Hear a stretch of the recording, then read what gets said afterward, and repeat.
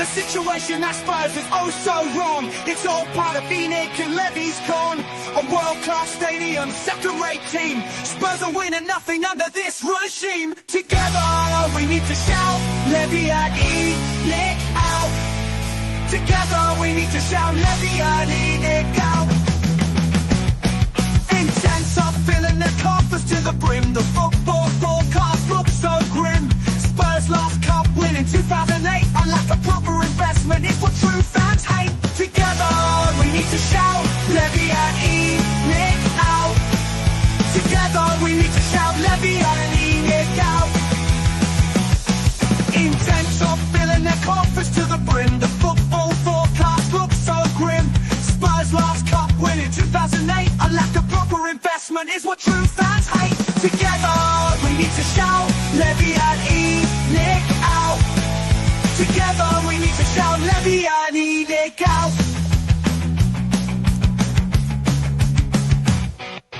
Project Youth, just another Levy feast. Dismantling Spurs history piece by piece. The stadium just an entertainment hub. No true fan wanted this for our club. Together we need to shout, Levy and Nick out. Together we need to shout, Levy and Nick out. Legendary Bill Nick would turn in his grave if he knew how the owners now behave. Corporate greed and no success. We need to work together to get our club out of this mess. Together we need to shout, Levy and Nick out. Together we need to shout, Levy and Nick out.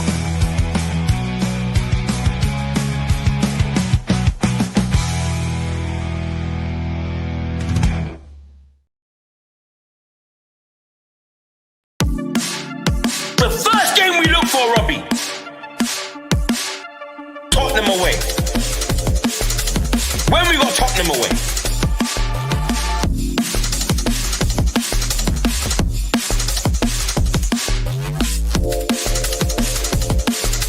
Tottenham away. When we got Tottenham away.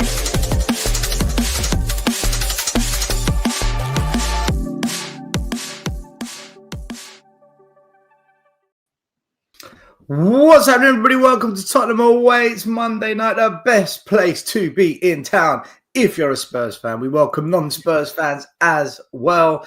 Smash a like, hit the subscribe button, hit the notification bell. You know the drill each and every time. Make sure. Thank you very much. Thanks for being here as always, everyone. Good evening, good afternoon, good morning. There's not that much to talk about this week, guys. You know, it's not really. Spurs has been unusually quiet the last couple of weeks, and it's kind of nice. I'm not gonna lie to you. I've enjoyed it. I've enjoyed just not having drama. This player, that manager, this chairman, that. But it's gonna ramp up quick. We've got Europa Cup starting up again this Thursday. Bournemouth at home on Sunday. Michael from Poland making his debut at the White Hart Lane Stadium. We've got he's coming over, yeah. And then we've got Europa Cup again, and then League, and so it's going to get pretty hectic. But we'll talk about it. We'll discuss. We'll see what's what. But JP, you all right? You good? Nice T-shirt, by the way. I like it.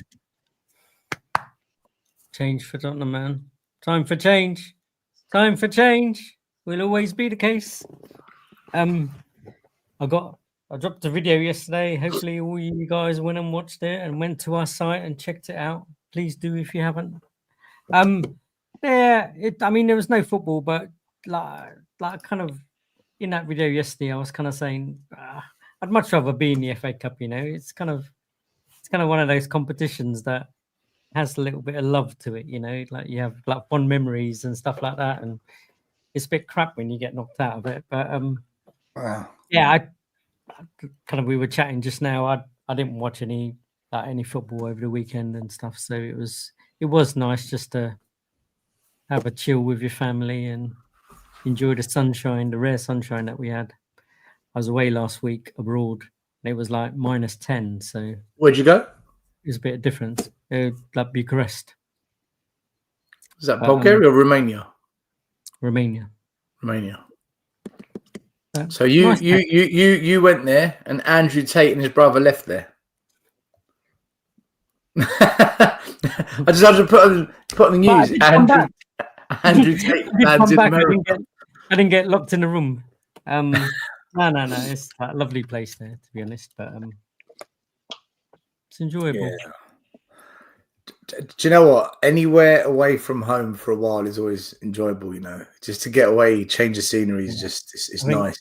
I think the only thing was because everyone knows that I'm a Spurs fan and stuff, because it was with work. We ended up finding a bar to watch the football in the Man City game, and it was like.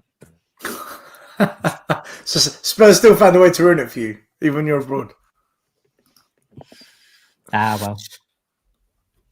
Iggy, what's going on? What's all this the protests in Milan, man? What's all this about? Is it the AC or is it the Inter fans protesting? No, AC Milan protesting against the board, the club owners, and just about everyone in that club. They're protesting, and the ultras didn't go in. They made it. They just started. This is the first steps. Of one of the owners. They're one of the owners out anyway for a while, but they're taking the first steps. They did the first 15 minutes of last night's match. They didn't appear. They appeared after 15 minutes, and even then their chants were against the owners, against the board. And they had one banner saying that they're only here for the shirt, meaning they're only here for the actual team. Not even them. They're protesting against the team because they're not doing too great either. So, but the main thing is the board and the owners. They want them all out. Redbird. So you're protesting when you're here in the UK, and you're protesting when you're in Italy. Everywhere you go. No, me personally, I wasn't there to protest, but everywhere we go, everywhere we go. Yeah. It's perfectly in line with the situation. JP, you're the only one I know that can go abroad and find a place colder than England. Mate, I thought I was to go in abroad, Siberia, to find a country that's colder than that's most people leave England to go to a warmer country. You've gone and found a place that was colder than London. Incredible. Works work, man. Works work. But I noticed this protest thing is catching on, right? Because I noticed the other day, Chelsea, obviously all their fans are up in Chelsea, Man United, Leicester had one as well. Leicester City had a protest as well. Yeah, United. Do you know what I think it is? Okay, when you turn football clubs into more of a business, into more of a corporate environment, fans won't behave like fans. They'll behave like customers, and customers, they complain. Customers have got demands, and when you charge the prices, especially what we pay here, this is going to be the norm. You're going to have more and more protests, more and more. That's exactly what's happening in Milan. They're treating it like a business. They are treating it. They're absolutely rinsing the brand. And everything is to do with making money. They want to build a new stadium to bring in more revenue, which at the moment, as you may be or not be aware, that San Siro belongs to the council. It doesn't belong to the two teams, Inter and AC. They both rent from it. So by splitting off and creating their own stadium, obviously the revenue will be much higher, and they'll be directly earning from it. So there's no real talk in bringing Milan to what we all know. Well, certainly us that are a little bit older will know. The successful club in European terms. So they haven't really shown much interest in that. They're really, really, absolutely trying to massively invest in rinsing the brand to make the most money. And the ultras are not having that. They don't mind them making money, but not at the cost of completely neglecting the footballing side of things, and which is what a lot of these American owners, a lot of these American owners that have got involved in football are doing. I heard today earlier on Rangers as well has just been acquired by an American.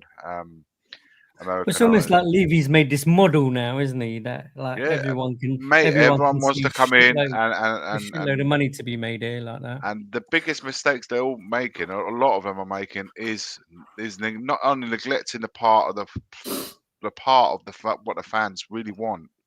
Is to them to take care of the footballing side of things as well, and they think that they can do that and not expect some sort of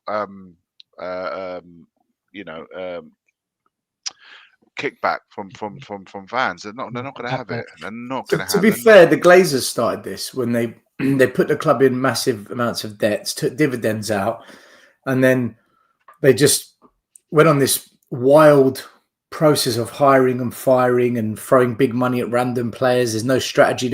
I think what it is, okay, if a football club, the fans can see there's a clear plan that makes sense, I think fans are content. Because if you think about it, we won nothing under Poch, but we were very supportive of it until we stopped buying players, and until we started saying, well, hold on, where are we going now? This bit doesn't make sense. That's when fans begin to unravel. And then since then, we've had 7 different managers, 4 different football directors, head scouts, scattergun approach of signing experience, no experience, kids, a random striker, Werner twice. When you can't see a plan, that's when we kick off. And then when the results are crap as well, like you look at United and Spurs are very similar. What's the plan? Is the manager going to stay? Look at the results. You kind of get it. But if like AC Milan, Spurs, Man United were buying players where you thought this makes sense, and the club kept doing that, and then bringing some youngsters in, you'd say, do you know what? I can see a plan here. Get it. I can get behind it. Don't you think that's more what the problem is, where fans just don't get it? They don't get what they're watching and seeing anymore with how the clubs make decisions. I mean, Ange had a perfect opportunity at that point when he first came in to say, if he came out or the club came out or anyone came out and actually made a bit of a statement to say, we've got him here now, this is going to be the style of football, we're going to buy kids, it's going to be another 3-year plan or whatever, as much as we laugh and joke about a 5-year plan or 3-year plan. But at least we would have known what's going to happen and the aim of it, the direction that we're heading in, right? As opposed to the manager coming in, not playing the kids in the first season he's got, then suddenly being bombarded with kids from a recruitment perspective, then having to play them, then coming out with, I'll kind of normally win something in my second year and stuff. It just compounds it, right? And there's a hell of a lot of mixed messages there. The thing is, from all the teams you just mentioned, United have won the odd cup here and there. Milan, of course, won the Scudetto 2-3 seasons ago now. We've been a quarter of a century, man. Quarter of a century under his ownership, and we haven't been anywhere close. Why'd you have to bring it down to winning? Of making a serious challenge for anything, really. So no, we're the worst of the lot, Iggy. I agree. Yeah, 25 years of that to do, and at least now. Then you look at it like United, obviously, like you said. Newcastle, for example, they've recently been taken over by owners, and at least you can see there's a buzz about places there. They haven't won anything just yet, but they're in a cup final. There's a buzz about the place. There's a sort of direction, at least, where they've invested in players, they've invested in the team, and they're doing certainly, like, they have made strides to the Newcastle that we've known in the last sort of 5 to 10 years. So you can see there's something happening there. So whether then that will bring them, a succession of trophies remains to be seen. But at least there's a direction there. So it's kind of going like that, isn't it? Yeah, you can see it, man. You always know when there's a buzz about a place, and I've experienced it. Real buzz. I'm talking about a proper buzz. I can remember feeling it, being at the stadiums, being twice. Pochettino would be the obvious one, and the only other time I felt a proper buzz that we was actually gonna go on to kick on and do something, I felt it when Redknapp was there. I actually felt a buzz about White Hart Lane, and I remember one particular game vividly. I was sitting with one of my mates at the time. This is way before we started the Tottenham away and stuff like that. And I was looking at it, I said, you know what, there's a fucking buzz about this place. I think we were going to do something here. And that was around the time when he was linked with England. And once we ended up got England, and then after that, it was just kind of spiraled out Went of downhill control. after that. Yeah, but just before that, though, guys, I swear there was a buzz about the players, and I thought we was going to do. Only twice I felt that, and that was the other time after the Just so you know, there's no social media when Redknapp was around. That's how far long ago no, it well, was. as far as that, I'm just was saying it's the only time I his felt that birthday we was yesterday. we was going to do something, and you know what, Tottenham, that White Hart Lane Stadium was a real difficult place for any team to come off. Atmosphere was brilliant. It was unreal that Atmosphere was season, brilliant. and it just kind of went The other White Hart downhill Lane was after the brilliant. whole England. Yeah. Big Brian. Let's quickly say Phil Coy's member for 3 months. Thank you very much. Sheriff, the 2 Mark Show, member for 6 months. Thank you very much. Big up everyone in the chat. Keep your comments coming. We will get through to them in a minute. Let's just say hello to Mr. Daigle. How you doing, Brian? You all right, man? Good to have you on. Yeah, I'm all right. I'm all right, buddy. I hope you're feeling better. Well, last time we spoke, you weren't feeling well. Always a pleasure to see Iggy and JP. Always a pleasure. And everyone in the chat. Listen, I'll tell you the truth. I've had a few days detox from Spurs YouTube. Do you know what? And it's for no other reason. Do you know what it is still? That's why he's feeling better. Why do you think he's feeling better? I'm gonna be serious about this. It's so, and I don't mean this to offend anyone, and I'll explain why. Offend. It's just become so boring. Brian, it is. I had the same chat with Mr. Box Office today on the phone. What I mean by it's so boring is everyone talking about he shouldn't have dropped players for Manchester City. He should have done it at Ipswich. I don't give a fuck. It's the league. I couldn't care if he plays Brandon Austin at right wing and Fraser Forster up front in the league. Everyone's going, you don't drop players against Manchester City. Why? Are we competing with them? Are they a direct rival? If we beat them, is it going to have a major impact on our season? It's going to do nothing. This guy, I'm so bored of it. All I care about is that, listen, if Ange doesn't pick Jed Spence against AZ Alkmaar, then the whole world should come down on him and probably will do, because there's no logic in doing what he did. Yeah. I don't care what happened in the league. Brian, I was one of those guys. I was one of those, and I'll tell you why. Because I thought between Man City and the Europa Cup game, there was 8 days. They were 8 days apart, and I didn't understand the logic of dropping a player that had been doing so well in that area, and we can include Son as well. He was dropped, and I didn't understand it. Why 8 days before a European game you would drop them? If it was like 3 days apart, I think, you know what, then your logic would absolutely be 100% correct in saying that 3 days apart, there's not much really to say in England. Let's try and keep everyone fit for the Europa game. But eight days apart. Iggy, let me put it on the flip side. If and these are all big ifs. If Spence had started, and if Spencer picked up an injury, if the whole Spurs fan base was like, "Oh my God, why have you played him? We need him for Europe. Europe is." It's just like, do you know what? I get where everyone's coming from. I get people can say, "Oh, you don't." But it's like the league is done. We're not gonna. People keep thinking if we'd beaten Man City, everyone was like, "Oh, there's an outside chance of Europe," but to get into Europe, every team above us, would have had to lose, and Spurs would have to win every game. And I can't see Spurs winning a Premier League game apart from Southampton. We're not qualified for Europe in the league. I just don't get the whole thing. Is Europa? Everyone has been saying it's Europa League or bust.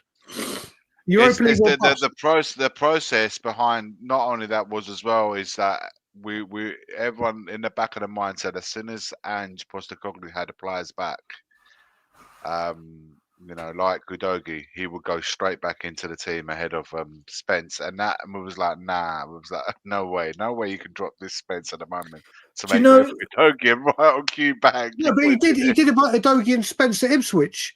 Yeah. He didn't do it. You know what I mean? It's like the way I looked at it. Sorry, I'll let you go in a minute. Is no. If we had still been in the FA Cup, we would have had a game this weekend. But Ange didn't have any other game apart from Man City to give the players that needed minutes, and rest, dropped, rotate, whatever you want to use, the players that he sees for Europe. Now, if Ange doesn't start Spence against AZ Alkmaar, dropping him against Manchester City completely proves your point, Nicky. Completely. It's like you're picking favourites, you're doing this. If Europe is the only thing we can win, I don't care. Against Bournemouth, against Fulham, Chelsea. Pick whatever bloody team you want as long as we're in the Europa League. So you play your strongest team in the Europa League. He needed to give players. Listen, I want Ange out, but I'm getting. It's now people just want to argue for the or go for the sake of going. It's like if someone, I don't care if it's 8 days. If Spencer played and got injured, which is a big if, and the reason I don't think he did it against Ipswich is if he had rested and played the youngsters against Ipswich and we lost to Ipswich and Ipswich Town had done the double over of us, you can imagine how everything would have reacted, and rightfully so. You do it against Man City at home, where, let's face it, we weren't favourites to win, apart from we have their number, and we lost. Win, lose or draw against Man City, it wouldn't have a single impact, apart from we could say we did the treble over both Manchester teams. Woohoo! That would be our season. It's so boring. All that matters is the Europa League. Do you know what it is for me, guys? Brian, do you know what it is for me? Last season, when I wanted us to lose to Man City so that Arsenal don't win the league, Ange had a go at us for wanting to lose a game of football. I agree. Then he goes in against Man City and puts out not his best team. So, mate, do you want to win or not? Because when it suits you, you have a go at fans like me. But then when it doesn't suit you, so we don't need to put the best players on the pitch because it's about the Europa Cup now. Oh, so it's all right not to go for the win. Fully go for it now. That's what it was for me. I'm with you. I'm with you. I couldn't care less who he picks. I couldn't care less about any of the games in any competition. I don't think we win the Europa anyway. But that aside, it's Ange that bothers me because he says one thing and then he does something different, and I just feel like what do you want, Ange? Like, what do you actually want? That's the bit that kind of I didn't get. That part, you're right. Listen, what I'm saying is right now, if you look at it in the grand scheme of things, Ange has made himself look stupid, exactly how you said. But we've all been asking for rotation, and rest players. Then he does it, and we bitch. When he doesn't do it, we bitch. We've got one shot and one shot only for one thing. Do I think we can win it? No. Do I care? And do I think it's vital to stand any chance that every single player, strongest players, including Spence, who apart from outfield is the first name on the team sheet right now, he's now been called into the Europa League squad.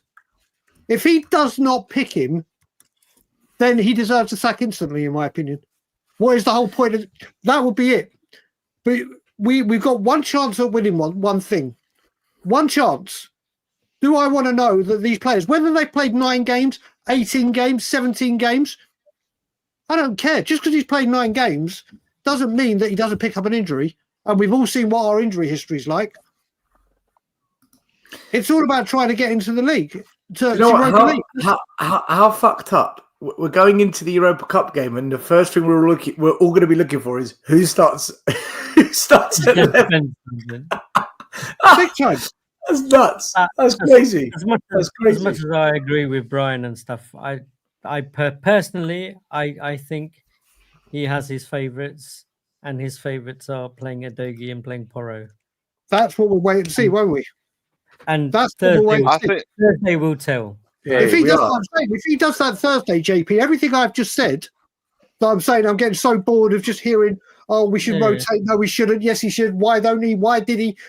If he does not start Spence on Thursday, then everything's coming his way is completely, everything I've just said is completely null and void. Well, Ariane said he's going to apologise to everyone and become Ange out. So Thursday could be a big day for Ariane. Yeah, I just don't see how he cannot start him. Yeah. I just do you know what? The only good thing about, I mean, I've said many a times, if Spurs to have a hope in winning this Europa Cup, they have to have everyone available, the whole squad. I do think we need to have our best players available to give us a chance at winning it. Secondly, the only good thing about this situation that we're in, if you can find a silver lining in it all, is the fact that there won't be any pressure from the board to say you need to leave that to focus on making top 4. The top 4 is way out of reach. So at least maybe even the Europa and conference is. The thing is, that's the only opportunity to get in the Champions League as well now. Yeah, so, right? Or so Europe. Or Europe, or full Europe stop. in general, Not doing it because through the league. the European places are not, they're not Losing close. to Man City pretty much writes us off getting into European So places. that's the only good thing about saying, yeah, put your eggs in a basket for Europa. But I do think we need to have all our players available, and when I mean all of them, I mean the likes of Van der Ven, Romero. Whenever Romero getting called up for Argentina, I mean, He's going to play, isn't he? You watch. He's going to play, and he's going to come back with a niggle. You can see why there's fans that want him out. If that everyone's going to be watching Argentina. If he only had any, well, how can he even get called up? And more importantly, he's going to play. He's coming on for How can Argentina. Spurs even allow that to allow him to be called up when he's been out for fucking weeks on end? So imagine he plays and gets injured for them. That'll just kill it, won't he's it? Going to he's going to come back with a knock. You watch. And to tell you the truth, I think Romero's going to go to Argentina and probably say he's been fit for a long time. Come back. Listen, you look at it. He has not featured or been mentioned since he spoke out against the board and then had to come out and say, I'm sorry. He was then pictured in training, which was quickly taken down. I think he's completely ready. He might start now. I think he goes to Argentina. We'll probably do an interview. He'll do an interview and go, I'm fit, I'm ready. He always does that. He goes, speaks to the Argentinian media, and he comes out with some. Yeah, I don't know what the medical team. It's bad, and we can almost see what's going to happen. It's so bad. It's so bad. He shouldn't be anywhere near that squad. How the hell do you get called up when you've been out for you haven't played this year? They haven't played for most of last year. He literally hasn't played this year, has he? No. He's a slow healer, I remember, from the club. Yeah, until he sees the Argentinian shirt, and then everyone, the salsa was the same. It was like, whoa, that shirt has a magical effect for Argentinian players to make it speedy recovery. You say that, brother. Maybe next season, you see this shirt here, we should have a little white in there as well. And I'm telling you. Wear black shorts instead of white. Yeah. But you have to remember, big clubs, and I mean big clubs that have players like this, point blank come out and go, "You're not going on international duty." We'll say you're not going. You haven't played. Exactly. You're not. But Tottenham is like, off you go. Go do what you do. Fergie used to always pull his players back. They used to come up with some excuse that they couldn't go. Even Arteta now, even they say, listen, you'll play the first game, but you're coming home for the second game, or you're only playing like 45 minutes in one game, whatever. No, here. Go rack up your air miles. Go rack up your air miles. How does a player get called up when he's been injured for weeks on there's end? Nothing wrong with him. And not only does he get called up, but you allow him to go all the way to Argentina to represent. It's astonishing, guys. Big up, Dan. Big up, Dan. Yeah. How you doing, Dan? Welcome to the show. Good, man. Thank you for the invite, and big up to everyone in the chat. What are we talking about, Romero? We just stumbled across. At the moment, it's free fall. We haven't really gone like one, and we're just kind of like everything's coming up. Romero's come up, but we'll. Dan, there's a bit of crackling in your mic. I don't know what it is. It's just. Is that any better? We're talking a little bit about Romero, a little bit about the Europa game coming up. Let me check it out. Let me check it out. The Europa game is probably going to be the focus, really, because we didn't have a game on the weekend. My God, I saw the draws last night, the FA Cup, and I'm thinking, what a missed opportunity! Lord, all the big six, all the big 6, 7. In fact, Newcastle are out, Chelsea out, Arsenal, Liverpool, Spurs. It's only City, United are out. Aston Villa got Preston North End away, and I'm like, oh my. Do you know what? I would love Brighton to win the FA Cup. I would love Brighton to win the FA Cup. I really would. It's not going to happen, but I think City. As long as it's anyone apart from Man City, then we can say that's another team that won a trophy before us. As long as Man City, exactly. As soon as Man City get knocked out, it doesn't matter who wins. Mate, if Fulham win, Cesc could get there before us. By the way, listen, let's talk about the Europa, because the show is called Back in Europa Cup Action. But very quickly, because I totally forgot, I was in the cemetery on Sunday, and there was a memorial going on just away from where I was, and this group of people was like, "You come here," and I'm like, "What, me? Yeah, what, me?" So I've walked around there, mate. These two people come out of the memorial group, Tottenham away. I was like, "Yeah." In the middle of the cemetery. Big up to the channel and all the boys, man. We watch you all the time. And then this little kid comes through the crowd. It was one of the the chap Mario, it was his son. He comes up to me, he's like, "Ange out." I'm in the cemetery. I'm like, oh my God. Anyway, listen, big up to them. I took a photo to Mario, his boy Michael, and his little one Sophia. So sorry, no, Andreas, not Michael. So it's Mario and his two kids, Andreas and Sophia. Big up to you guys. I promise I'll give you a shout out. That you can see the cemetery. Look, you can see the tombstones in the background. But it was just had a 10-minute chat about Spurs, Levy, Ange. Ridiculous. It was anyway. Big up, man. I've asked him to come on the show one day because he's a big Levy out. He said he's going to try and come to the next protest. So that was good to hear. Anyway, shout out to you guys, man. Hope you're having a good day. I'm actually trying to fly in. I'm actually trying to fly in a week earlier, so I can actually make the protest against Southampton. The Southampton one, right? Yeah. So basically, I've got my ticket to fly in, and I'm due to fly in on April the 12th. I'm trying to move it forward a week or so. Just going to see how friendly Air Canada are going to be to me, and if I have to do gift of the gab, and if I can, I will be there. I will be at that protest. Yeah, you can bag it. Is there a protest this? Is there anything going on this Sunday before Bournemouth? I heard there might be something going on. Oh, put it this way: what we do know, obviously, as you guys will know, there is definitely a mass one planned, and that's going to be outside, inside, during the game, whatever, for the Southampton one. That is the next main one they're doing, and they're mainly doing it because of television, and that's where obviously Sky and everything gets the biggest. Whether anything happens inside the stadium. Or it also all depends. When is Bournemouth again? It's this Saturday. It's this Saturday or Sunday. Sunday. Yeah. Michael Poland's coming for it, so I can't forget. Well, I think that will all depend if Spurs announce if there's a season ticket hike or not. If there is an announcement that there will be a season ticket increase, then I would imagine Change for Spurs or Change for Tottenham will react and something may be arranged. But you got to remember again, with Change for Spurs doing it the way they do, as you guys know, you attended it. There's a lot of planning that goes in to get this absolutely right. And it's not like when we just turned up every Saturday at home game and did what we did still and everyone. This is methodically planned, created, put through its paces, ready to have the mass impact that it did. So Southampton is the next major one. But who knows? What is the Southampton game? It's Sunday, April the 6th. The 6th of April, isn't it? Yeah. I did see. I think they'll probably still have the banner. That will be at every game. There, because I saw that at the Man City game.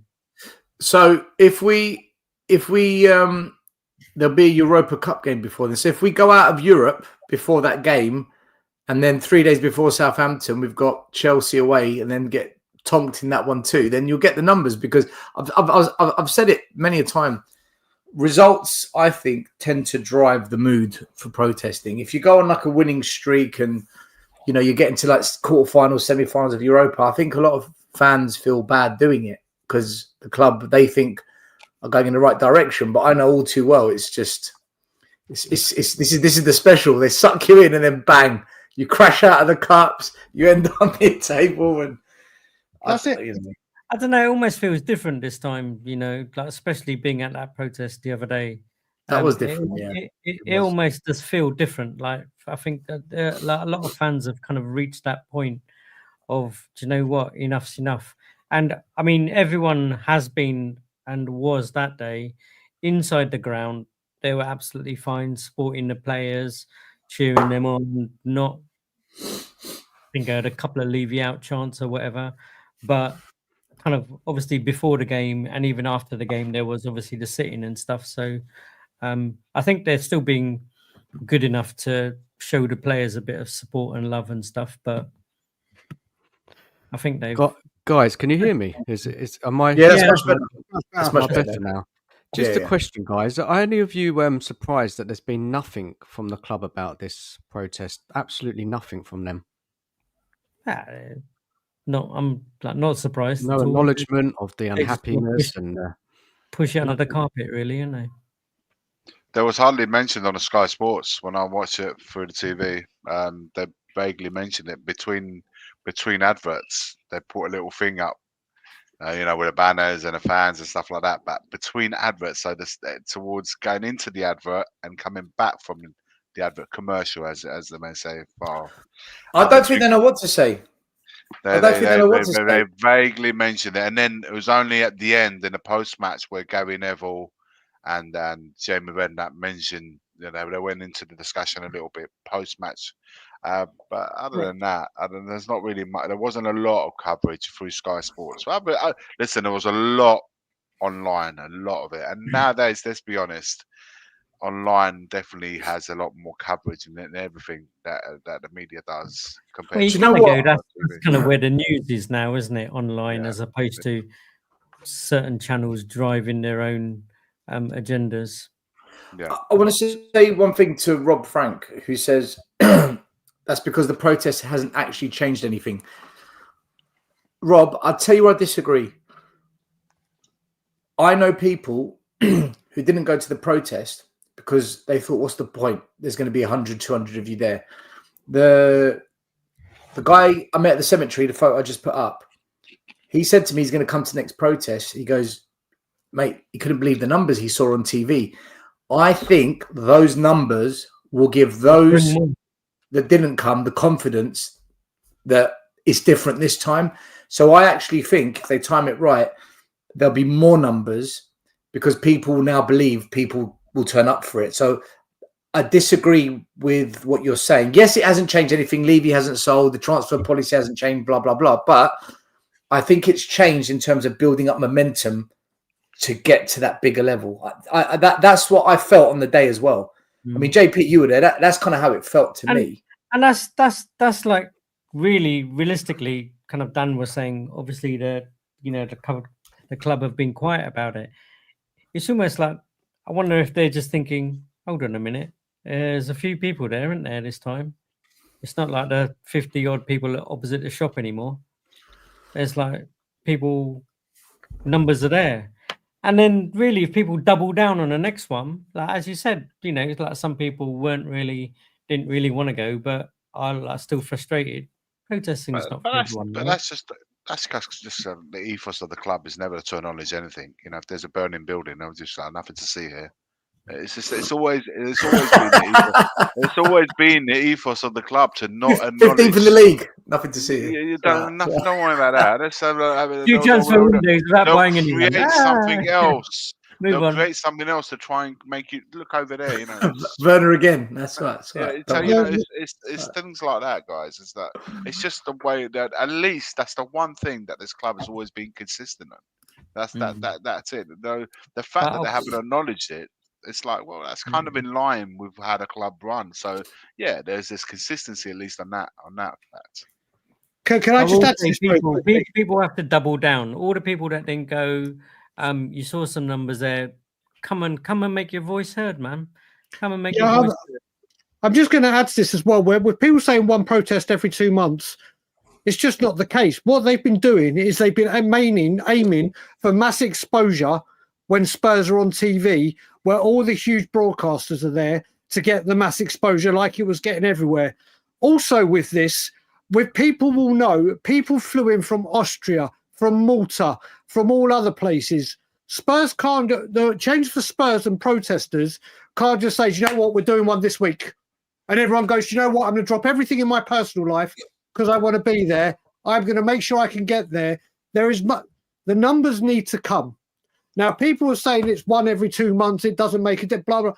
Well, how about in the ground, just because Change for Spurs don't say chant Levy out during the game and don't hold the banners up during the game, what's stopping all these fans from starting them themselves?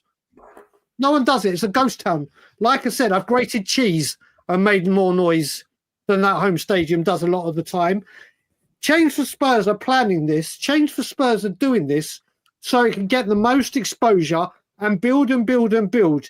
if you have a look at all their social media posts, if you have a look at everything they're doing, they are getting in the media and getting about and building everything they can to let this cook and cook and cook to get more people. Like you said, Stel, people saw those numbers this time and are probably sitting, whether it be Ireland, Spain, Italy, wherever in the world, even the UK, Newcastle, Birmingham, Wales, Scotland, Belfast, Dublin, thinking, do you know what? I might try and get to that next one. Whenever they announce the next one, and they've announced the next one as Southampton, which obviously I announced it in February, which clears the decks for people to go, right, do you know what? I can try and get to this. I've got... Put that date in my diary. Exactly. Put that date in my diary. Yeah. I am going to get there. I am going to be there. I will... Save the date. Me and Stel were part of a huge part that did it every single week and said to everyone, every single week, we are here. We are here. Come and protest. We are here. We are here. If you're going to the game, come. Even if you're not going to the game like I didn't, come. But they didn't come. So if it went from the first one at Liverpool, where it was a really poor attendance, but you could say the Sunday before Christmas, we just beat Man City, Liverpool in the semi-final and smashed Southampton. Everyone was having a drink. No one wanted... Fine. The next one they did, after absolute shit going on in between the Liverpool one and the Manchester United one, look at the numbers that came. Now because we crashed out both the cups. Because we crashed out both the cups. Because the league performances went downhill. Well, by the time of that one, we could be also out of the Europa League. We could also have a season ticket price hike. And around that time, Daniel Levy has to announce his bonus. And if all three of those things happen, out of the Europa, he rises the season ticket price and ticket price in general and for members, and he gives himself a huge bonus. You watch how many more people will come. Just because Change for Spurs aren't organising something outside and they believe themselves, we're not gonna say we want to support the team during the game. That's what Change for Spurs want to do. And I understand why they want to do that, because they're spearheading this and they've got to look like they are protesting against one thing but wanting to support the team. Listen, if they can find a way to get those kinds of numbers and more, as fans, we've got to back it. Whether you agree with the process or not, if they can get those kinds of numbers, we have to back it, because we've never seen those kind of numbers before, guys. We haven't. Not since the days of Sir Alan Sugar and Irving Scholar. We haven't seen these kinds of numbers. So you've got to back it. I do want to get onto the Europa Cup though. Dan, you can go first because you've been sitting there patiently. Stirring everyone up with your questions. So this is the Europa Cup draw. 20 versus Bodo Glimt. Union SG versus Ajax. Alkmaar versus... Oh, no, this is wrong. This is the knockout playoffs. Sorry, guys. This is the correct one. Alkmaar versus Spurs. Ajax versus Frankfurt. Glimt versus Olympiacos. Victoria Plens versus Lazio. Fenerbahce Rangers. Roma versus Athletic Club Bilbao. FCFSB versus Lyon, Sociedad versus Man United. Any tie there that grabs your attention? And what do you think of the Spurs one as well? Well, let's start off with the Spurs one. It's surely this is a game we should be winning. I'm not saying that the away fixture will be straightforward, but when we take the second leg back at home, we must win this game. Like, there's literally no excuses at all. And we've got to be beating AZ, and I tell you what, if we don't, oh my days, that is embarrassing. Like, we've already played them before, haven't we? And we beat them. I mean, we didn't play great that game, but this is where the competition gets serious now. We're in the knockouts, and she's got a lot of players back now. Zero excuses. We've got to be, coming home with something from that first leg, and then finish off the job next week. So for me, this is a game I think we should win. We'll worry about the next round when we get there. Yeah, we've got to see who's in it, right? I'm sure there's going to be a couple of upsets. Ajax, isn't it? Frankfurt in the next round, isn't it? Ajax or Frankfurt, it goes up a level, doesn't it? So every round goes on, the harder the game's going to get. possibly facing Lazio in the semis or Olympiacos. So we'll see what we're all about on Thursday. What do you make of fans who say AZ Alkmaar is not an easy game because they knocked out Galatasaray and we struggled against Galatasaray? Do you think that's got any legs in it, or because they beat Galatasaray over 2 legs? And I know, but this competition starts now. It's reset now, isn't it? So teams are going to play more stronger lineups. It's going to be, it's like, it's different now, isn't it? It's knockouts. It's more important. There's more pending on the game. Yeah, but Dan, Galatasaray Alkmaar was a knockout game. It was a playoff. Alkmaar beat them 4-1. Didn't have a man sent off though, didn't they? Galatasaray in the first leg. Yeah. So 10 men, but they you're right. They're giving the advantage. They beat them 4-1 with 10 men, but then in Galatasaray, where we struggled, they got a 2-2 draw.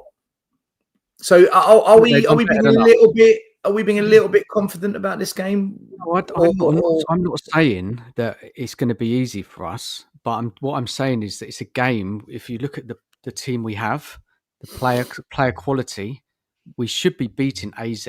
Obviously, the worry is Ange, isn't it, and what he does. But it's unacceptable if we don't go through this tie. The players are back. They've got to put on a performance. We haven't seen it in the Europa League this season. We haven't played well once, have we, really? But I'm just hoping that AZ, surely we can get through that game. And look, the away game will be tough. I'm sure they'll have a right go at us. But if we can come away even with like a small defeat by a goal, I'd be confident that going back home, that we should be able to win that tie.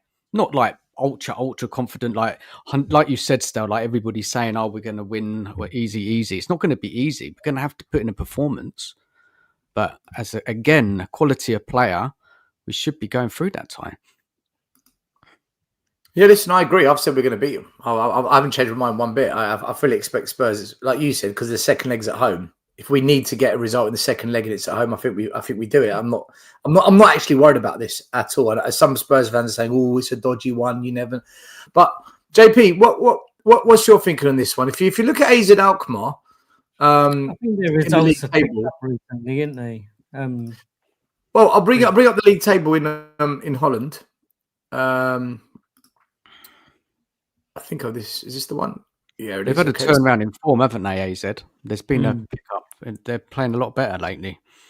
So their last 5 games, they've lost, drawn 3, lost. They're currently 6 in the Dutch league. I mean, I don't know how good the Dutch league is. They've won 3 and lost 2. Okay. Yes, yeah. Sorry, they won 1, then 1. Yeah, sorry, I thought that's what I said. 3 out of the last 5. There's sandwiched in between a couple of losses. 3 wins. They lost yesterday to Heerenveen, who are, where are they in the league table? Let's have a look. Heerenveen are 8th, so 2 places below them. But otherwise, they've been winning games. So it's hard to judge because I don't watch the Dutch league enough to know. Listen, if you're going to take this competition seriously, and we're going to put all our eggs in a basket, we've got to be seeing this tie. Over the 2 legs, you're supposed to be seeing this kind of games off. No one said it's going to be easy, but if you want to make a serious challenge into this competition, you have to see this out. Also, if you look at the table and how it's set up, we are on a good side of the I believe of the table. Yes, there are some good teams, decent pedigree in this competition, and Lazio in the semi-finals if they make so. Look, but at the end of the day, like you said, Dan, the next with every round we'll up the level, but that's what you want, right? Otherwise, what you want? You're not going to have a clear route to the final. It's never like that. So the counter argument, guys. The counter argument is we're not playing well, are we? This is another worry. When is the last time we've actually played well? A proper good performance. So why are we thinking that it is going to be straightforward? So we play in patches, don't we? We have patches. Yeah, that we've got it in us. A stinker coming. We've seen it in the Europa League the whole time. It's just shocking performances. So yeah, there is a concern if we think of it, if we look at it like that. We haven't played well. We're not playing well. Yeah, I mean, if you look at it in the Europa League, we didn't have really a game where we played brilliant. AZ Alkmaar, the only things I remember, apart from them having their best player go off injured during the game, was Mikey Moore's second half performance and Richarlison and Maddison arguing over who takes a penalty. That's the only things I remember from that game. Plus, we didn't have to play them away, and they've got a naughty little firm, and their stadium is not going to be the most friendliest and hospitable. If people remember, West Ham fans got an absolute pumping during the game. It's not an easy place to go to, and we have not been playing well. I think we go through, but anyone thinking that this is just easy because they're in the Dutch league and the Dutch league is easy, they beat Fenerbahce and knocked Fenerbahce out. We went to Fenerbahce and got battered, and the score was highly reflective. So whichever way you want to, I think, like you said, Stel, we should get past it. We should get through, but anyone thinking that this should be a walk in the park, especially the away leg, has got to have a look and think, wait a minute, this isn't as easy as it looks. Troy Parrott has been doing brilliantly for them. Like someone said in the comments, it'd just be typical for him to ruin this for us. He'll be pumped up. I don't think it's as easy as people think, but I think we will have enough to get the job done. And if we don't, then that's it. Season done, wrapped up. Everything else is off the. Then we protest every week. That's all we've got left. Just a once a week protest. JP, what was your thinking on this game? I think we should beat them, but we have to do the hard work, right? Like we can't just turn up and kind of like think we're going to beat them. Yes, he has to put the right players on, like your Spencers and stuff. Have to start this game. We have to take the game to them, and we have to take the game seriously. Even knowing that we've got the second leg kind of like back at our place, we still have to take that first game seriously.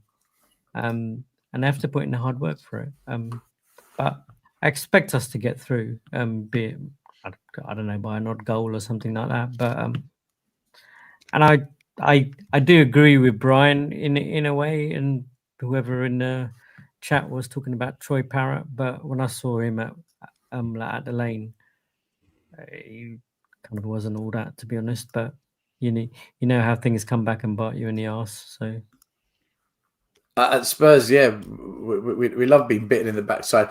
Big up to AZ. Big up to A user who says AZ fans are very hostile. We ain't winning the first leg. And another one from a user: if Ange Boy's alive, we ain't getting very far. Who's your front three, guys? Who's your front three for this game? Iggy, who's your front three? Well, I think Son will play on the left, right hand side. I think. Who would you play, Iggy? Who would you play? Not what you think. Who would you play if it was down to you? In the front three, yeah, I would probably go with Son on the left, Kulu on the right. Middle, not really much. I mean, is Tell okay to play? Yeah, because I can't see anyone else playing in the middle of the three. Hey, we haven't Scarlett. got Solanke, we haven't got Richarlison. Nah, not for me. Not this point of the competition. What's Tell doing, Iggy? But what's Tell doing? He's the only striker though, Iggy. No, Solanke could be Solanke available. If he is, then yeah, I would go with him because I would want to play my first striker. Yeah. Let's say he's not right. What has Tell done that Scarlett hasn't? It's not so much as Scarlett. I think Scarlett at this point for us is, for me, is an impact. It would be an impact substitution. If I'm going to give Scarlett any kind of experience, I would use him in a league where there's at the moment in the league he needs more experience in our. Just out of interest, Iggy, why would it not be the other way around for you? What would be the point of what's Tell done? Well, that's the thing. I said it in the last stream. I'm still trying to work the guy out. I'm still trying to understand what he's all about. He's only just arrived, and like I said, he's come into a context where the team wasn't.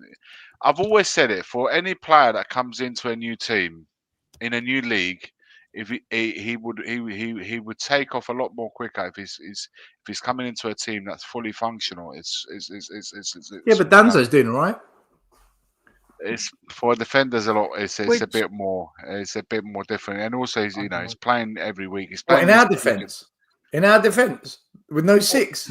I think he couldn't do any worse. The defense couldn't be any worse position than worse. So for him to come in, play in this position, because let's be honest, we brought him in as a wide player, so no one said to us he was a number 9. Would any of you do this? Would any of you start Odegaard on the left? Right, Iggy, that's what I was going to say. Odegaard on the left, Son as the striker, and then on the right, Kulu or Johnson. Would anyone do that instead? Because I personally would not start Tell. That's my opinion. I wouldn't start. I think that's a good shout still. I do. But when we start talking about our forward line, you start thinking, blimey, are we going to win this game? It is so bad. But I like that still. Son up top. Wilson, with a bit of pace on the left, and Kulusevski on the right. I think that's probably the best. Tell for me is just not going to do a lot. We've seen him struggle in the last. What have you seen from Odegaard though? What have you guys seen from Odegaard? Well, he's just come back, hasn't he? He's just come back. He had what was his first proper game last week, wasn't it? First game where he started. Yeah.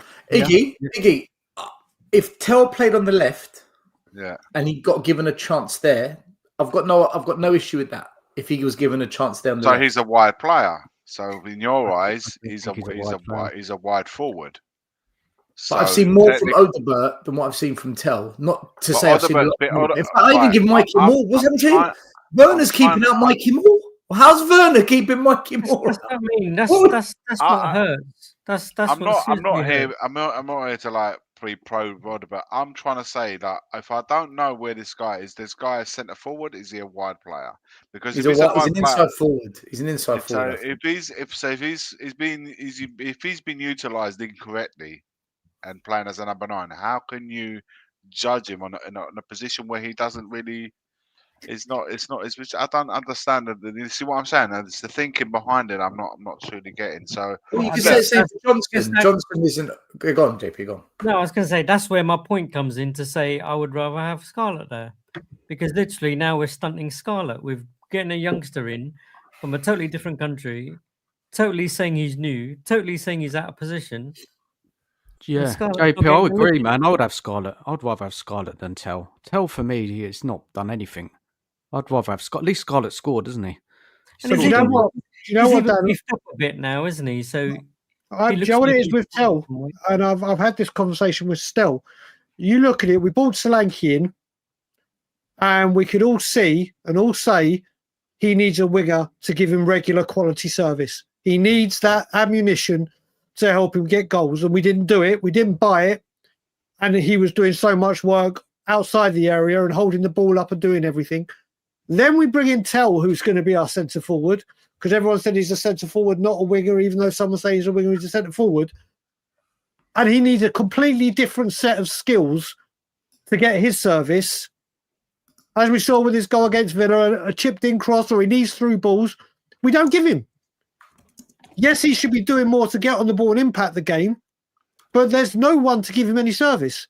We've done it again where we've recruited a striker in because we need a striker. And it's like, let's bring a striker in so we can say brought in a striker. But there's absolutely no one giving him any service or any ammunition to do anything. Could he be more involved? Yes. Should he be trying to get on the ball a bit more? Yes. But we're relying on him being given through balls to be one-on-one. And not one has been given to him. Not one. I think, listen, do I think he's the answer? No, I don't.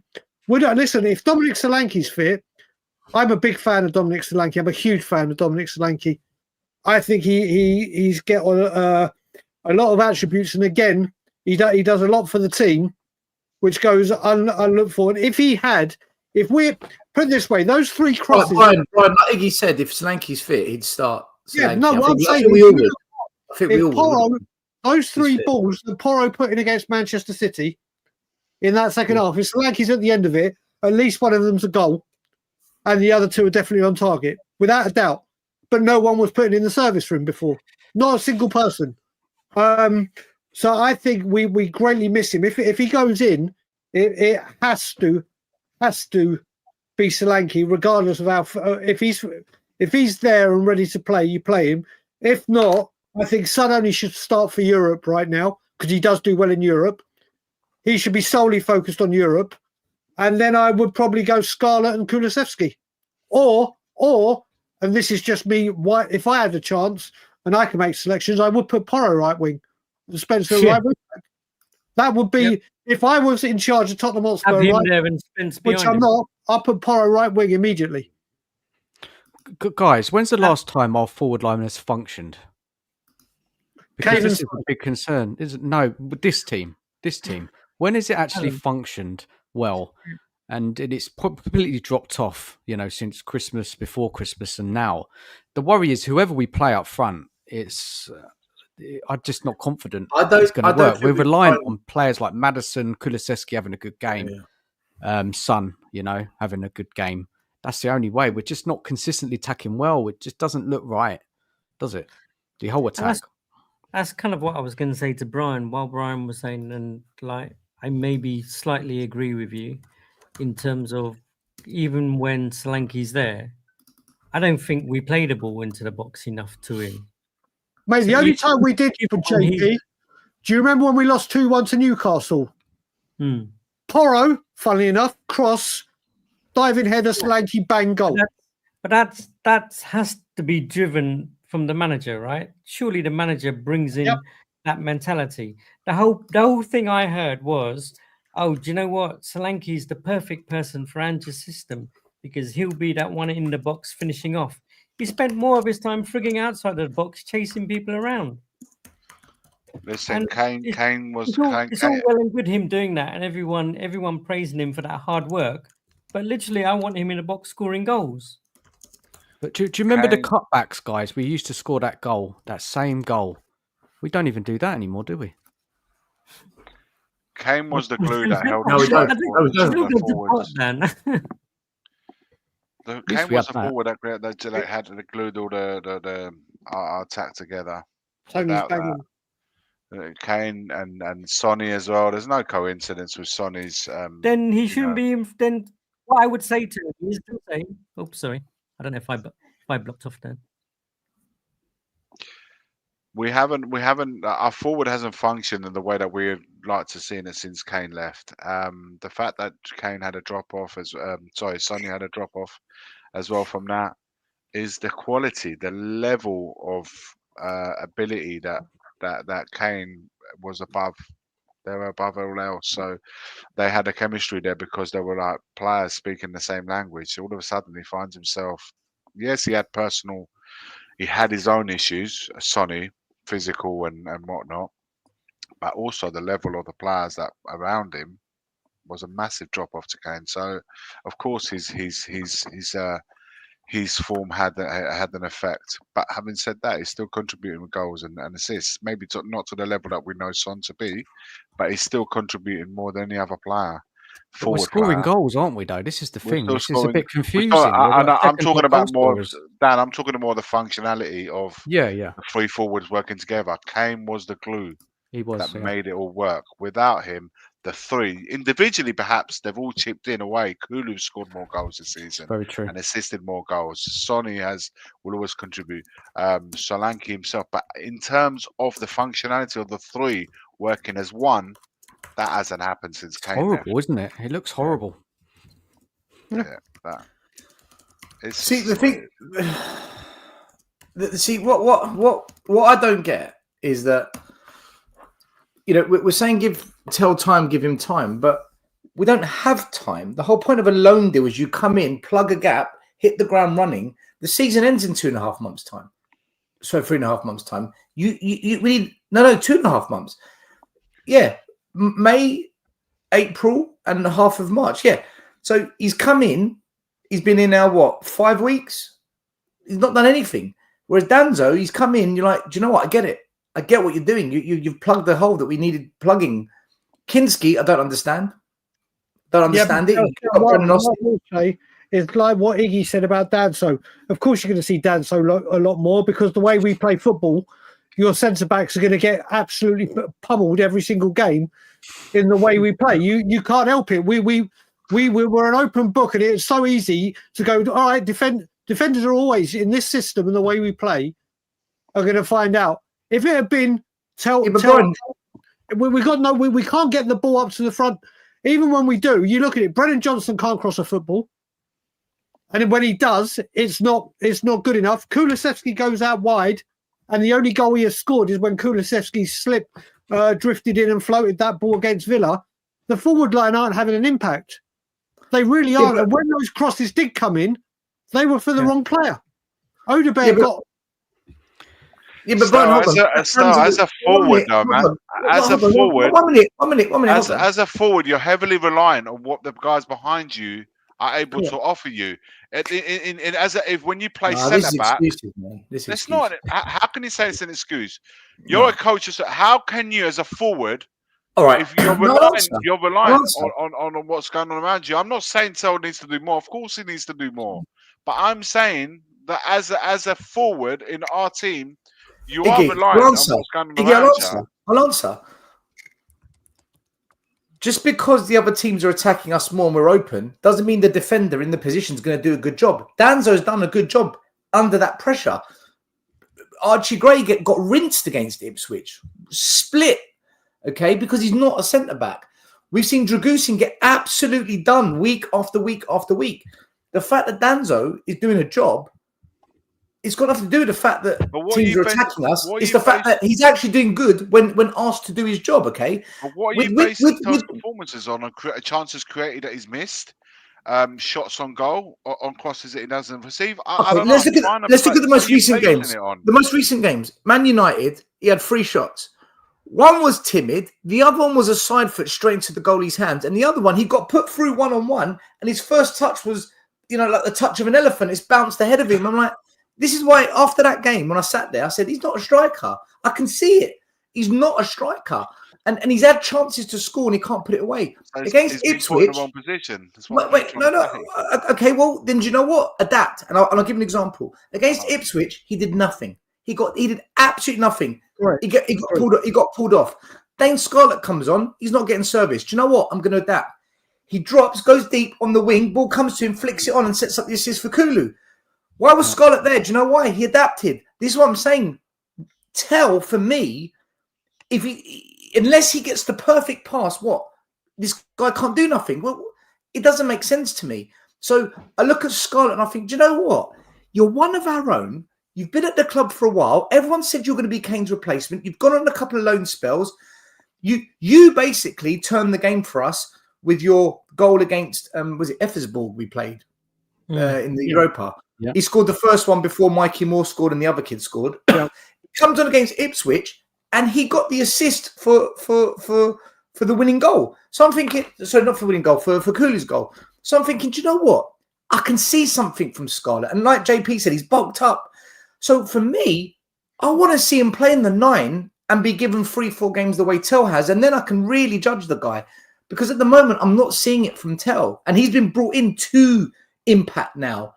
Like, look, if Tell plays against AZ Alkmaar and it's the same again, I think we've got to ask questions why Scarlett's not playing. I think questions need to be asked why Scarlett's not playing. Because let me ask you a coaching question. I don't think Tell's shit, by the way, Brian. I don't think he's shit. But I want to go back to what you said about Ipswich, because saying about the Ipswich game, which you said, as a coach, you were saying that Scarlett adapted and did what he did, but also you could say that Spurs adapted because Scarlett was there, because they could use his physicality, use his height to poof the ball up there for him to get the flick on. If Tell was in there, Tell hasn't got the height, he hasn't got the physicality. I completely get with you saying if that ball had gone up to Tell, he would have lost the ball. But you say Scarlett adapted, but I don't think Vicario or ever lumped that ball up to Scarlett for the flick on would have done that if Tell was on there. I agree with you. Listen, I'm a fan of Scarlett's. I think Scarlett won that ball because he was able to use his physicality and use his height and aggression Whereas with 100%. Tell, I don't think Spurs would have even attempted that ball to get to him. But I do agree with you that his impact when he comes on, he's having more of an impact with the minutes he was given. You look at it, Lancashire was given the odd minute here and there right near the end of games. After starting against Galatasaray, he went out on loan. Scarlett's come on, and with the opportunities he's had, he's grasped them. And if you had to say, if it was between Tell or Scarlett starting on Thursday, I would agree with you and start Scarlett. But what I don't get, and this is Spurs bad recruitment all over, you have people like Plessyberg saying, oh, he has to be a striker. He's a striker, he's a striker, he's a striker. But then you have other people in Germany saying, no, he's a left winger, he's a left winger. You need to play him on the wing where he cuts in. And it's like, well, Spurs needed a striker, and they've done it again where they've gone and bought someone that can play in multiple positions rather than focusing on we need a striker that will be in the box and score goals. We went and got Tell. Remember, Tell only became because whatever happened and Man U couldn't put the money up and it was a major U-turn. So we put so much time in him, and then apparently, who's the guy? I forgot his name. The one that started this all off, that went off to Juventus. Oh, Colomane. Yeah. We wanted him. That fell apart. So then it became Matthias. Spurs didn't go and get a striker. They went and got a trades and a master of none, which is what we always do. Bayern Munich owe us shitloads of money still for Kane. Of course, mate. Of course. They're hoping that this deal comes through so they can kind of get rid of quite a bit of money for it. But the biggest factor is for the way that we play, we need a number 9 that can play back to goal and that can link up the play, which Solanke can do in part. In great parts of it, he can do. He can also Solanke spin and go the other way. But essentially, for the way we are high up, we need a striker that can play back to goal and link it up. And unfortunately, that's not Tell's game. I'm still learning about Scarlett, which and I don't have a problem with Scarlett playing, by the way. Just to be clear, I'm just saying that if I don't believe, I just want him to have a chance the way Tell's been given a chance. I just don't believe. I don't believe that Tell's been utilised in a way that we need a number 9 to be playing in this team right now. I don't think it's in his characteristics either. So for me to really get an idea of what he's all about, play him in the wide areas, and then we'll understand. Veliz, I know someone's brought up. You know what? That's a really good point, Iggy. If we needed this striker and we needed this person, you should have got someone fit for purpose. Listen, I don't know. The whole Veliz thing was a shambles. The whole thing, the way it's true to the way we do things. There's nothing that fits for purpose. We don't do things in. Listen, George, you want to start a conversation about recruitment because we can have a 3-hour. No, Iggy, do you know what it is? We lost Solanke. Richarlison's injured. We're crying out for someone to play in the number 9. You got Will Lancashire, who's got some minutes in Europe. You've got Dane Scarlett, who we brought back from loan so that he could be in the squad. So I'm looking at it, I'm thinking, right, you got Lancashire, you got Scarlett, who we chose to bring back. You got 2 number 9s now. Scarlett came back because we had nobody at that point. At that point that Scarlett was brought back, it's because we had 0 number 9s. Right, that's what I said. We brought him back because we had no one to play in that role. You've now got Will Lancashire and Scarlett, Project Youth, right? You got 2 of our. Well, hold on. You got these 2 here. So I'm thinking, okay, for the next 6 weeks, rotate Scarlett and Lancashire. Hopefully they take their chance the way Harry Kane did. Can they show us something from these loan deals and the bit of experience they've had? Can you now take your moment? Because this is how you do it. That's how Lewis Skelly and Nyanweri at Arsenal have been given their chance because they've got injuries. They're like, right, throw the kids in, show us what you're about. Make a name for yourself and become a future player at this club. Exactly like with Saka and Emil Smith-Rowe. Same thing. Right. It's happened to us. Play the kids. You got a perfect chance. Throw them in there. Let's see what they can do. Give them 3, 4, 5 games. Then we'll know. What do? Lancashire goes on loan. So what the fuck was the point of bringing back Scarlett? 1 in, 1 out. You might as well kept Scarlett there and kept Lancashire here. And we signed Tell, who's not a number 9, to play in the number 9. And the number 9 we brought back from loan sits on the bench. I'm thinking, how does this happen at Tottenham? And we're like, relax. It's a project to be. And then Tell doesn't score. and then Tell doesn't score goals. It's like, guys, how excited fans were with Tell coming in. Do you remember the hype over it? I said I didn't know him. I didn't know the guy. I've not heard of him. I think everyone expected him to hit the ground running, Dan, to be honest. Yeah. What a big And sometimes, guys, you have to accept that Kinski, Danzo, Tell. I've never heard of any of them. I'm like, let's see what they got. It doesn't always work where the striker comes in and hits the ground running. The only chance that a lot of the times it happens is when they come into a fully functional team and they're drilled, and it's easier for a player then, especially a forward player, to make an impact. But when you're having a player that's coming in to a messy team, and on top of it, it's a new league, so he's having to understand the mechanisms that's compared to the Bundesliga. It's not always plain sailing. Also, the other thing, like you said, look, with Scarlett, for me, I'll tell you why I don't think he's going to play against Az Akmar, because one is we put all the eggs on a but, and I also if Scarlett was going to have some sort of level of impact and be given a chance, we've had games against Brentford, Man United, Man City, Ipswich. We haven't seen him start any of those games. So what makes you think? That's the point. That's the point. But this is what I'm saying. Like, for me, if he was going to be brought back, he's been brought back. It's clear to me anyway. He's been brought back as cover, nothing more, and it's a player that can provide impact. Why he doesn't see him in the way that perhaps he sees Cell, that you'll have to ask Ange Postecoglou. But for me, he's been brought in as nothing more than an impact player, which is what he's been utilised for. So he doesn't see him any more than that. But that's the point, Iggy, isn't it? Why? I don't know. I don't know why. Well, there's a lot of whys, by the way. We can be speaking about that's exactly the whole point, though. Iggy, it's not just Scarlett. I think what we're saying is that we've got a number 9 there who's one of our own, who can actually play in that position. We bring this kid in from outside, put him in playing with the big boys. He doesn't seem to be able to cope playing with the big boys, and everyone's just making excuses saying, oh, but he's young and he's this and he's that and he needs time.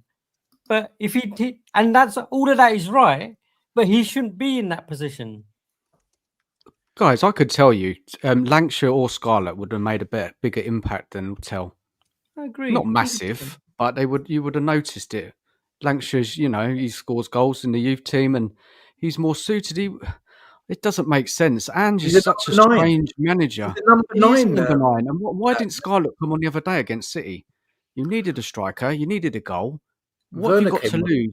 He brings on Werner. He fucking brings on Werner. That killed the game, didn't it? And then also Kulu. He moved Kulu up front. He just doesn't. He's such a strange manager. Yeah. I can't understand him. I'll never will understand Ange. Here is the joke, right? We've got. I needed this comment here. He's been brought in from Bayern Munich. We might knock off 40 million off the Kane fee. So we have to evaluate a player, right? We have to bring in that player, evaluate him in the hope that we get that money on Bayern Munich. So we got to try and get the money. Hope that this succeeds, so they can take 40 million of it. It should be them that should be saying, you know what? It's true. We've got to do the work to get our money back. And Ange doesn't help. Is he a striker? No. Has he got experience? No. Does he play for Bayern Munich? No. Can we get a discount? Yeah. Sign him. Sign him in the hope that it works out. Then you might get your money back. If it goes well. If it doesn't, you have to wait a little bit longer. What is that about, man? You have to give up with this shit, don't you? You just go, what the fuck is going on? A user says, jokes aside, difference between Werner and Tell. Do you know something? What I will say is, Tell in tight places on the ball is quite a technical little player, and he has played some passes where I thought, you know what, nice pass. He did score against Aston Villa in the FA Cup. It was a nice one-touch finish, right? So I don't think he's rubbish. But when I've seen him play, there's two things that are very clear to me. One, he's not a 9. The way he reads the game and strikes the ball, he's not a 9. And two, I thought maybe he could be a number 10. But he gets pushed off the ball way too much. I think Brian was saying, like, Scarlett he would Tell have won the header if it were instead of Scarlett. I agree. He hasn't got the physicality, so he can't play in that 10. Maddison's not exactly stocky, but Maddison, he's got it in him to be a little shit, right? So he's got that in him. Tell hasn't got that. So for me, the only place he plays is as an inside forward. But then the problem is this. You've got Werner there. You've got Odebert there. You've got Tell there. You've got Yang coming back there. Well, fuck Mikey Moore then. There's another one who's not going to get developed at Spurs. Well done. And Mikey Moore's the best of the bunch. What are you saying? You look at it as well. I think What are you saying? That we recruited wrong? Mate, I actually think I would love to see Matthias Tell play left wing with Solanke up top. Where it could be the big man or man kind of thing. I think, mate, I think that's how you're going to get the. Personally, I mean, like I said, I know about as much as Matthias Tell as I did Kinski. He needs to be more closer to the striker in that position. Yeah, but I think if you play him with Solanke, where there's a target man that's holding the ball up, two up front, then Tell has got the space, the and whatever to make those moves. I think you get the best out of Tell with Solanke. But again, we brought him in to assist and help the club without Solanke. That was the main thing. We need a striker for the covering of Solanke, and obviously Richie can't stay fit. But if everyone's saying that he needs to be a left winger, then you need to see him with Solanke. Because I just I'll be absolutely honest, Brian. I'd rather he wasn't at a club and Mikey Moore was playing against Moore was playing with along with Solanke.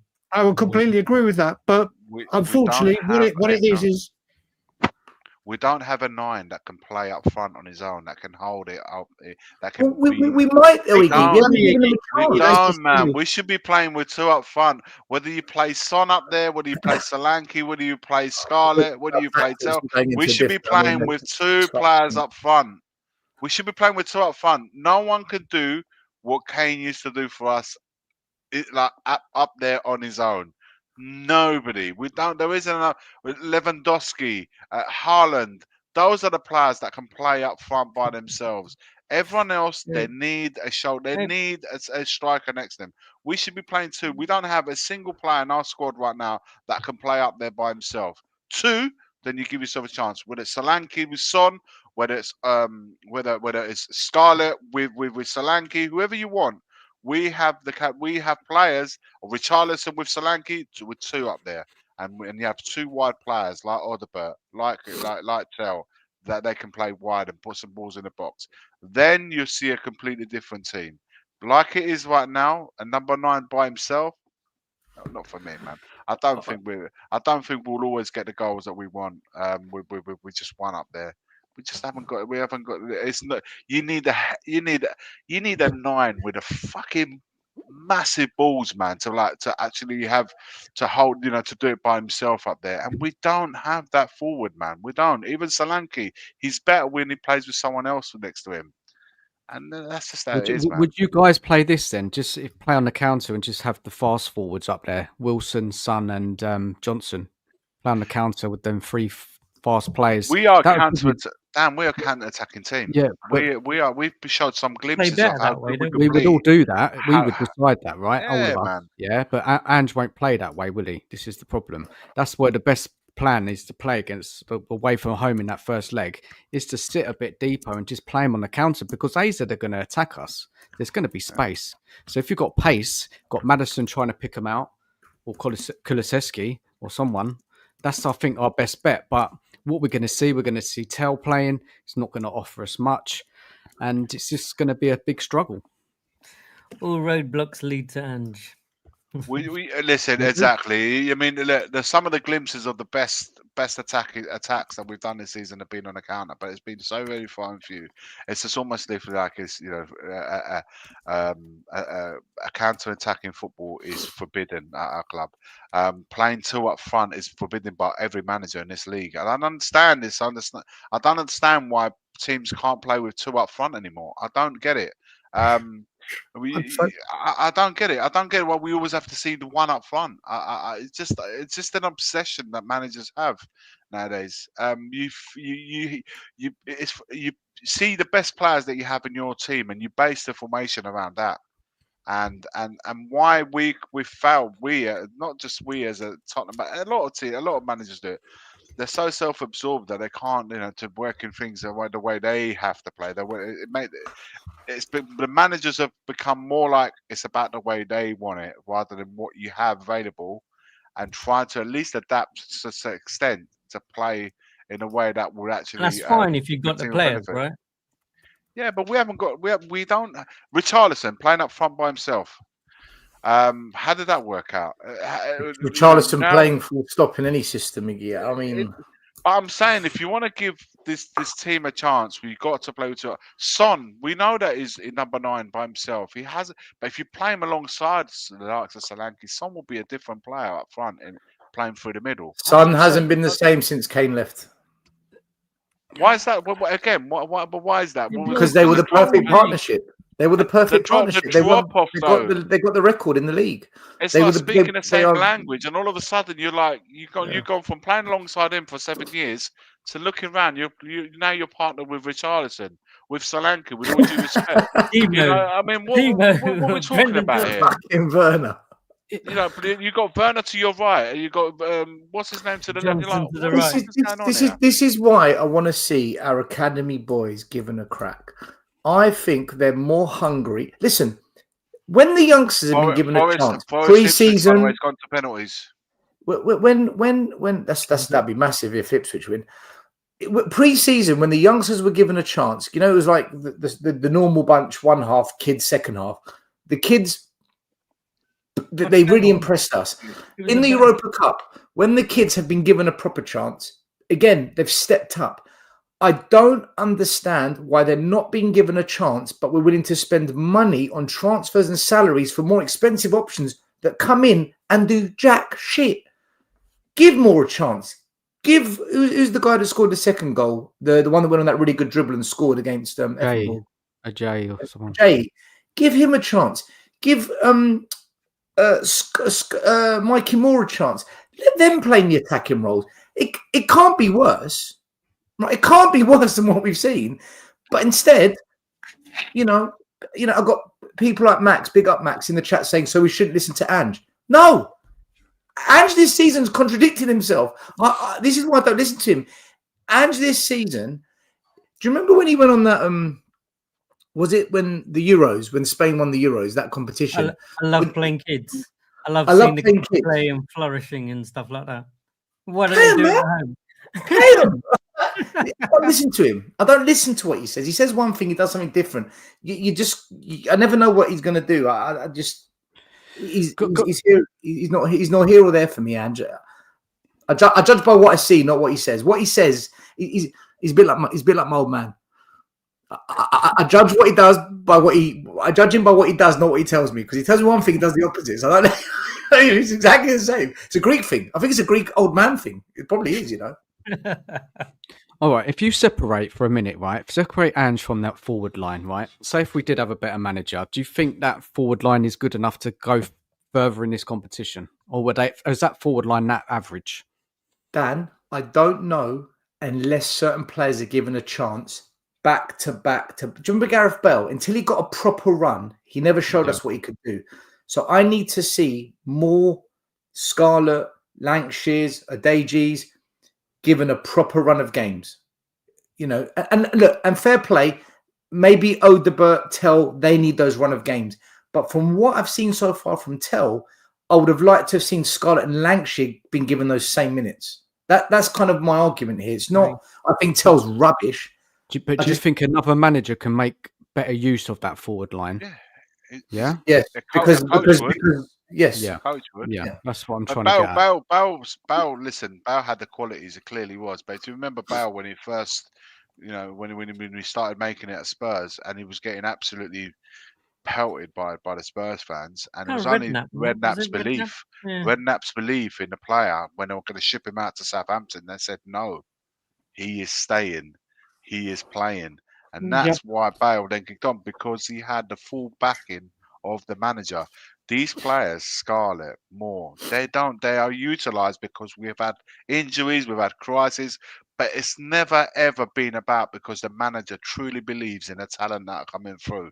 Moore is a talent, all right? How we nurture that talent remains to be seen. It doesn't mean because he's a talent he's going to succeed at this club.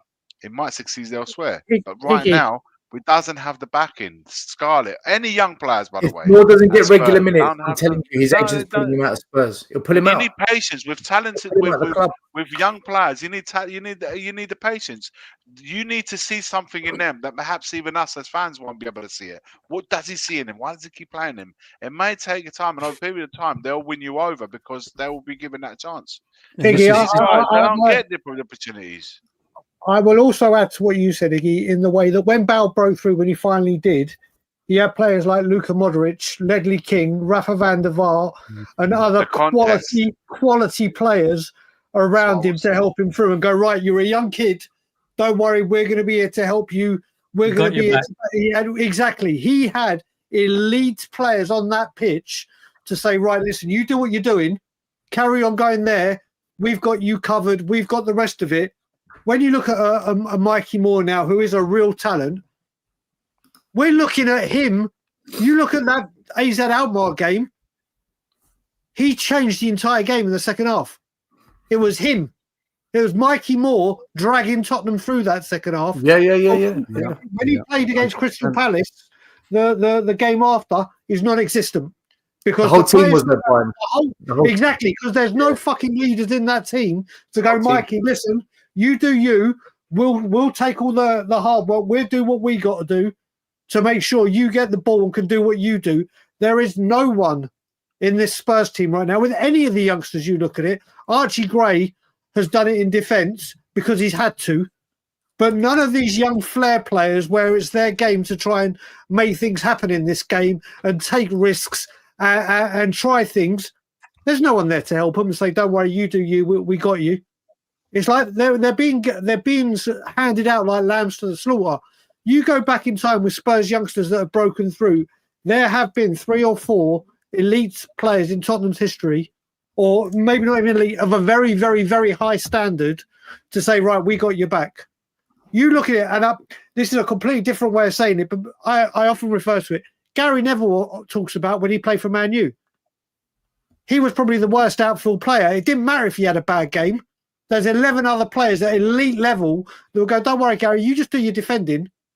You do what you got to do there. Don't worry about what you do off the ball or on the ball. We don't just give us the ball. We'll take care of the rest.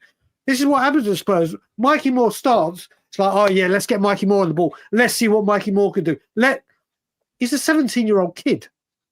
There's no one there to help him or assist him. We just whack it all on him. Gareth Bale and a Luka Modric, a Ledley King, and other players we could mention. He had that great connection with Adebayor. He had a striker he could depend on that thrived on his crossing. He had Peter Crouch, Jermaine Defoe. He had people there that could read what he was doing and support him through the game. There's no one at Spurs that could do that now, even with a fully fit squad. But that was us back then, Brian. That was Spurs to a T. It was a place for young players to come and make their name. We're not that Spurs anymore. And also, like I said, for any player to succeed, a new player, young player, whatever the term, they have to have the right context to come in to then kick on. Mikey Moore, like all of us fans have always said, we've seen something about him. If he was to play on the left-hand side, why are we bringing players like Tell perhaps or Werner before him? Why? Because that takes away the time that we should be giving more. We see something in him. Why does no one else see it? We said it about Spence a long while ago. We have said it even Bergvall, guys, in centre midfield. How many times I've been there and I see a player in him. Now it all comes though with that. Is you see potential, you see a player in him, but it's always how he's coached. And if he truly has the backing of the manager, he will put him not just when he's desperate to play someone because of his injuries or what have you.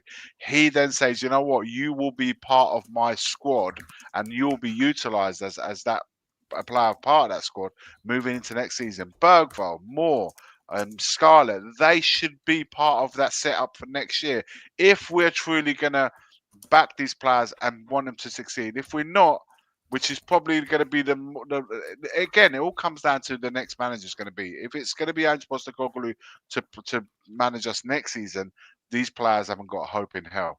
If, however, he moves on and we get another manager like I'm just saying Eddie Howe. I'm not saying it'd be him, but in that mold that can say, do you know what? Yeah, Bergvall here. He's a good player. He's a young, talented, exciting player. He's a player that I want to work with and coach. Scarlett, yeah, he's got something. Stell says he's got something about him. Definitely get him involved. Mikey Moore, the fans are buzzing every time this kid comes in. You got sometimes he's warming up, and the fans on the sidelines are shouting out for more to get on the pitch. Yeah, he's got to be part of my squad next season. If you have a manager that does that, then yeah, you're right, Brian. We can be with that team again that has young players that will come through. But if they don't, it all comes down to the setup that we want. What is it that we want as a club? What do you want our club to be? Because right now, one thing we've always been agreed with is the lack of direction of this club. We don't know who we are, man, and who we want to be moving forward. With young players, like I'm talking about academy players. I don't care about players we sign in. I'm talking about the players we develop from the age of 8, 9, 10, and that we invest a decade's worth of coaching in. There's players there who are good enough, but we don't know how good because they don't get the opportunities. Winks got plenty of minutes in seasons for us to make a decision. Skip, same thing. I need to see more Lancashire, Scarlett, Donnelly, Adeji, and the others being given those minutes so that we can make a decision and say, right, are they going to cut it? Is this the next Kane? Is this the next Ledley King?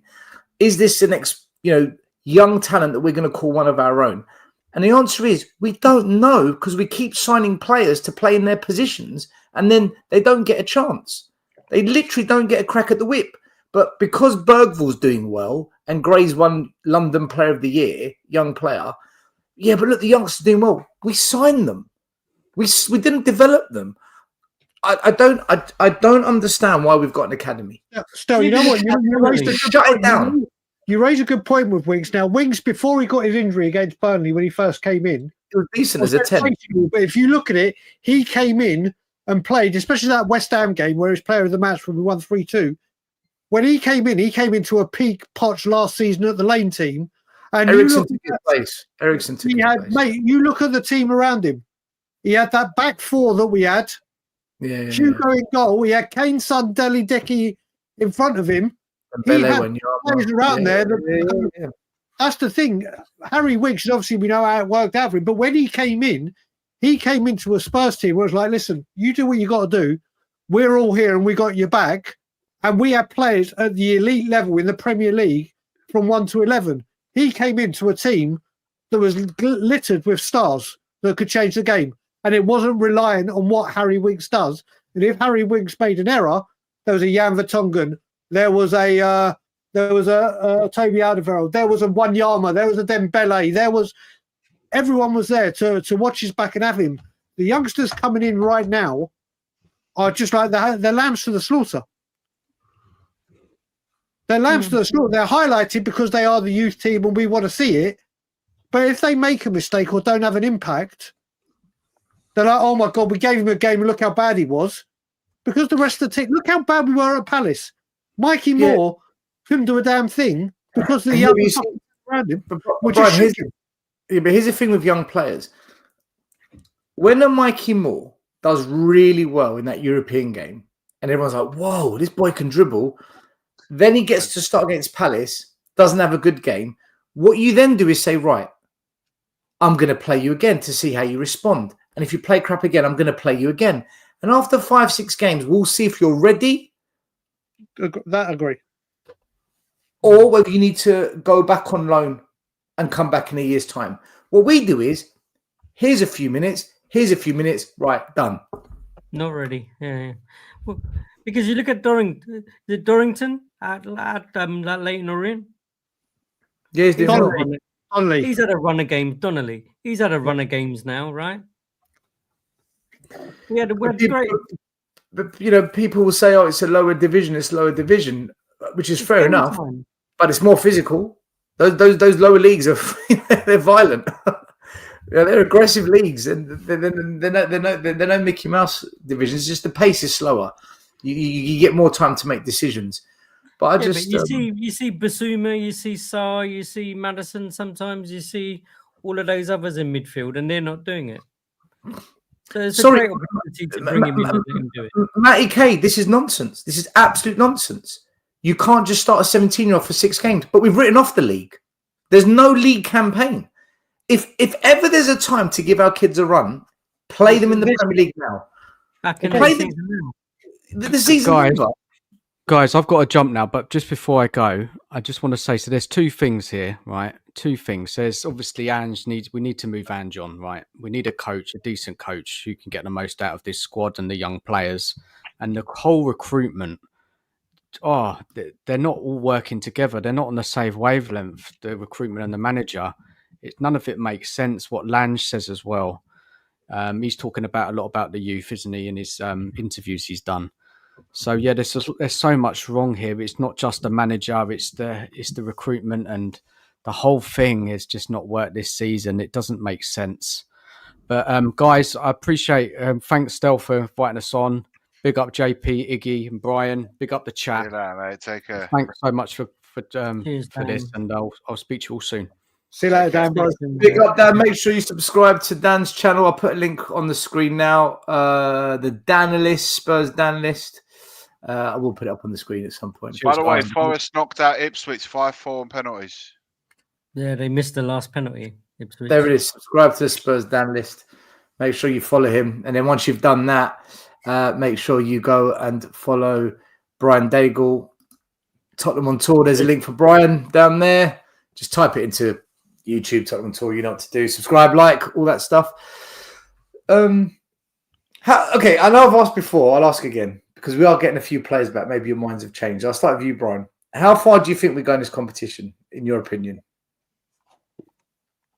I think we get through this round, then we go out to Ajax or Frankfurt. I just can't see us getting. I can't see it. I can't see it. Regardless of who's available and who's fit, I think we get through this round. And then come Ajax or Frankfurt, we've found out.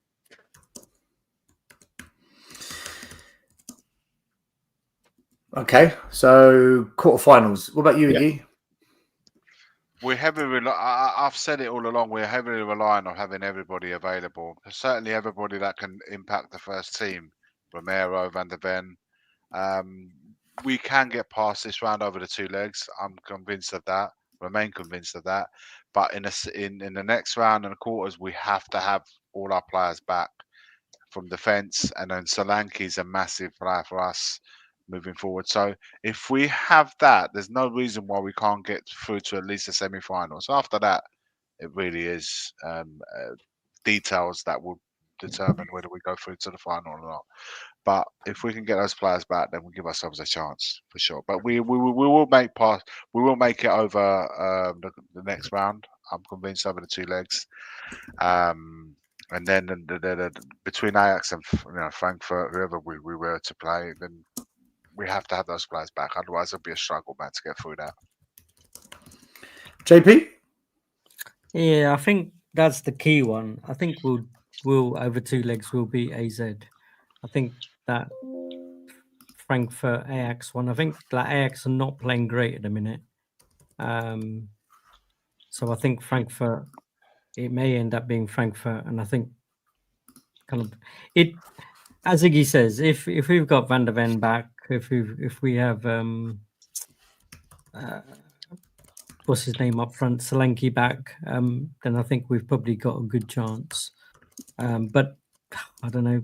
You know, the big problem, JP, with the next round is obviously this round we've got the advantage that the home leg is the second leg. The next round, Ajax or Frankfurt, the second leg is on their ground.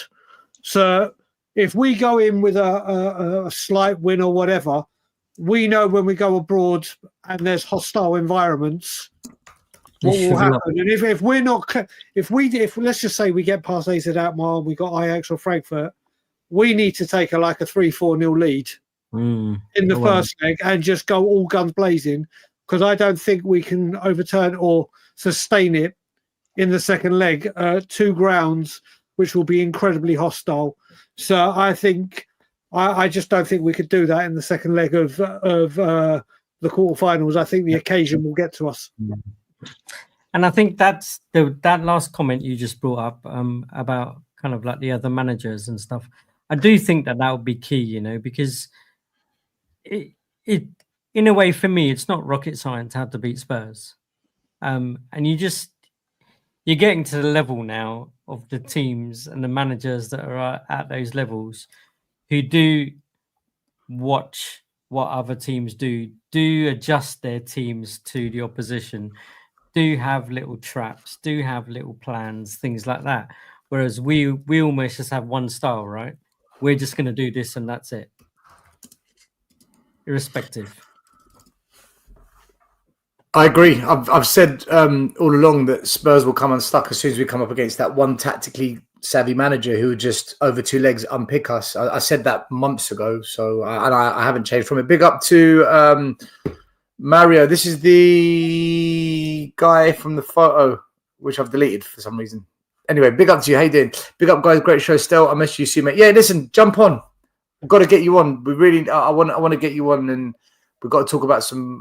We've got to talk about protests. Message me, Mario. So I've got your number, by the way. Message. Still, I love your action. Get the phone as well. Message me. I know. Do you know what? I'm one of these people that talks with their hands. I'm one of those. A lot of people are saying quarterfinals, semi-finals, which I agree with. I think we beat AZ Alkmaar. I'm not worried about that. And I actually think Frankfurt or Ajax we beat. I'm not worried about Ajax. They're not actually that great this season. And I think Frankfurt over two legs will just beat them. As soon as we play Lazio or as soon as we play Athletic Bilbao, I think we're out. I do not see us over two legs beating them. And I guarantee when we play them, the second leg will be at their ground as well. So I think quarters and semi-finals, second legs are away. Yeah, so I think that's us out then at the semis. I think semi-finals is where we'll get to. It'll be like the Carabao Cup all over again. We'll draw Lazio or whoever. They'll come to our ground. We'll get a 1-0 or 2-1 win. We'll be like, yeah, we got them. Then we'll go to their ground and we'll absolutely shit the bed again. We'll just get exposed. Listen, the most important thing for me is should we go out? Should that we have the strongest team out possible.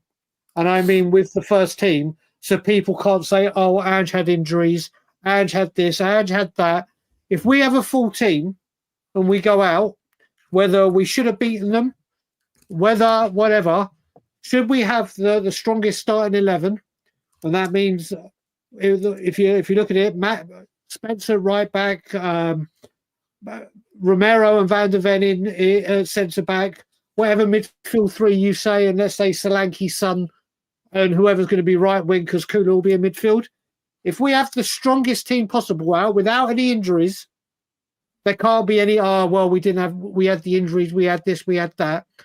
We would have gone out because we would have been out tacticked, out fought, and out message. I need to speak to Danny. I keep meaning to call you, brother. Tomorrow we'll do it tomorrow, bro. I promise you. That's all that matters to me. That we go out, should we go out, we have the strongest team available out, and that means the what a lot of people would say is their first 11 as a Spurs fan base. So there's no, oh yeah, but this one was injured or that one was injured or whatever. So it will be down to, and that goes on the same side that if we go on to win it, Ange will deserve credit for winning it. It works both ways. But if we go out with the strongest team possible, then there can't be any, oh yeah, but this one was injured, or they'll probably say, oh, but this guy's only just come back from injury, he weren't ready, he won't, whatever. It would have been the strongest team possible, and that's all that matters. If we go out, should we go out, it is the strongest team that many Spurs fans would say, yeah, that's my starting 11. So it can't be we have players out. Yeah. No, I agree. I agree with that. I have said if we do win the Europa Cup, I will praise Ange and I'll get off his back for a whole season. I have said that, but I'm right. confident. It works both. That's the thing, still. It has to work both ways. If he flops, everything that comes his way. But if he goes and wins the Europa League, he goes down as our most successful manager in Levy's tenure. of our most recent history, and you can't ignore that. No. Listen, 100%. I've said that, and that's exactly. And I'll take all the pelters that come, but I'm confident that it's not going to happen. Which is, I didn't mean you. I meant as a collective. I didn't mean you specifically. Yeah. The thing is, though, what frustrates me is when fans, and I get them all the time on, in the comments, they're just throwing pelters and all these shots at me for saying we're not going to beat Liverpool at Anfield. And then when we don't beat Liverpool at Anfield, they all go missing. Chicken shit. The chicken shit army, right? I'm too scared to come and show they disappear. And then when I say we're not going to beat Villa away, they go missing again. But as soon as it's all calmed down, they all come running back here. They want to flood the chat, give it large, and then they go missing. So I don't get it, man. I don't understand it. So I hope these same fans, the Maxes and all the others and whatnot, I hope they're here when we crash at the Europa Cup, because you all seem to go missing. I still turn up, win, lose or draw. I will be here. But one last question. Bournemouth on the weekend. What are you thinking? I mean, does it matter? But we can't just go and play to lose, because that's not good for confidence, right? What do you think? Bournemouth aren't in Europe, so they'll get a break. I don't care. Couldn't give a monkeys. All I do care about is Michael, who's coming over from Poland, has a good experience, enjoys the day, and sees all of you lot and has a good time. I don't care. The league is done. The league, we're not qualifying for Europe. It doesn't make a difference. Bournemouth are far superior than us in the league this season. What's the matter? If we win Bournemouth, what do we gain out of that? 3 points. Wow. What can we move from 12th to 12th?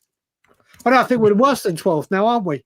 Where are we in the league? Let me have a quick look. Premier League table.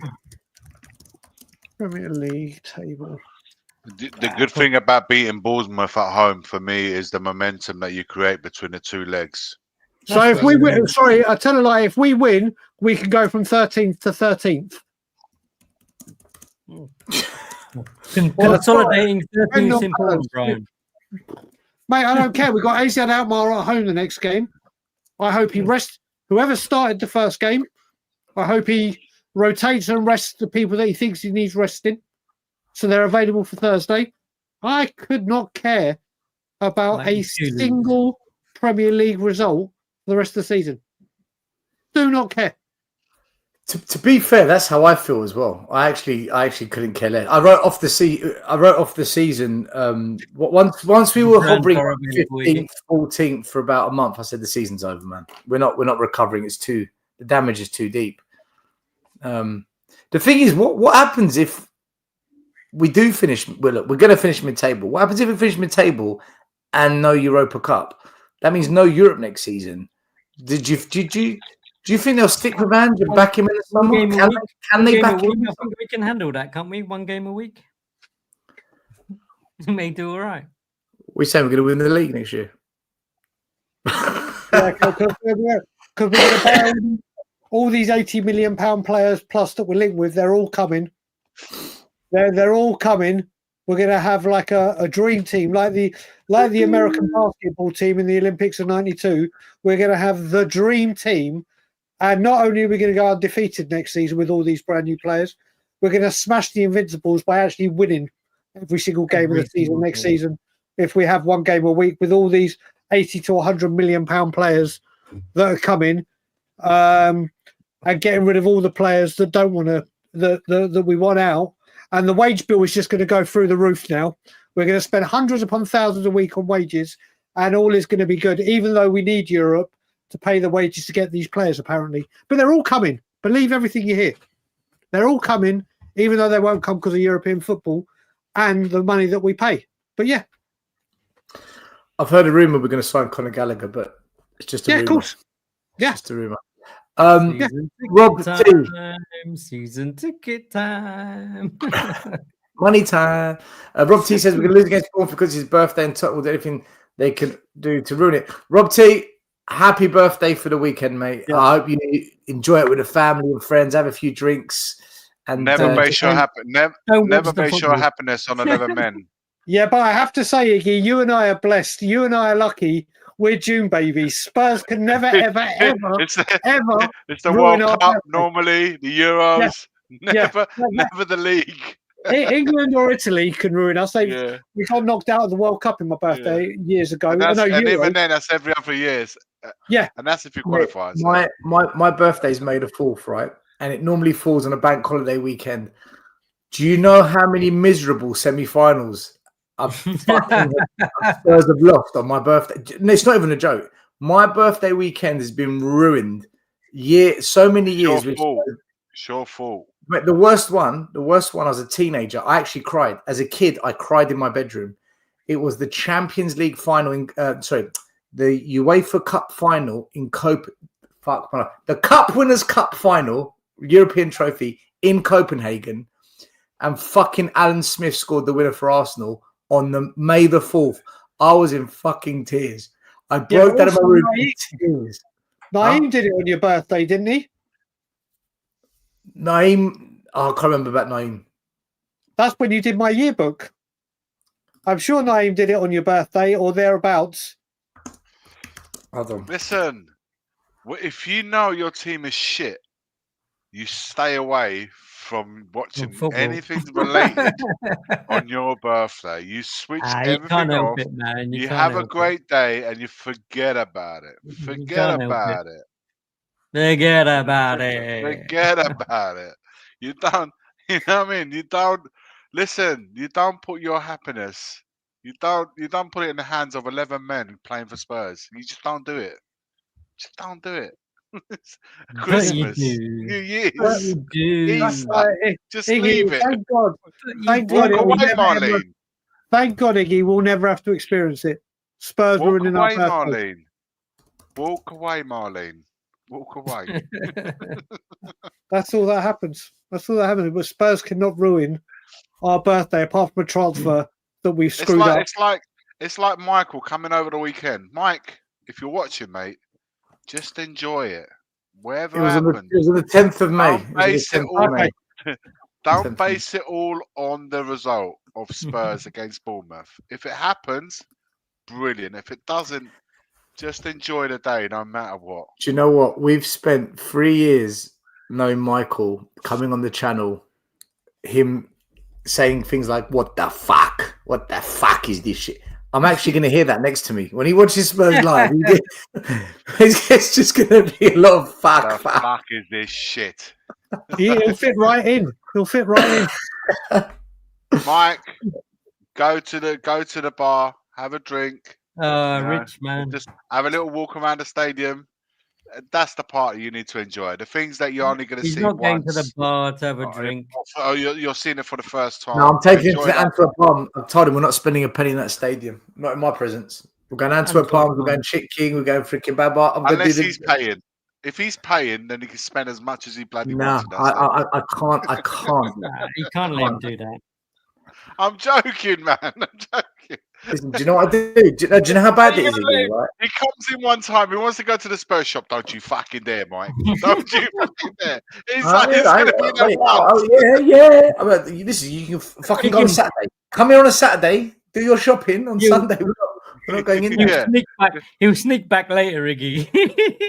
Yeah, do you know what I mean? So, I'm just going to go to the loo still. I'll be about 3 hours. See you later. No problem. Just as long as I don't see it. Let the boy enjoy himself, man. He's here one time. He's like, you don't know when he's going to come again. Right, you don't talk. So get someone else to show you around. No problem. Do you know what I do now? Still, you are toxic. When I do poison, I prefer poison. When I go to the stadium now, not often. I only go if there's a protest or if friends have come over and we've pre-booked it.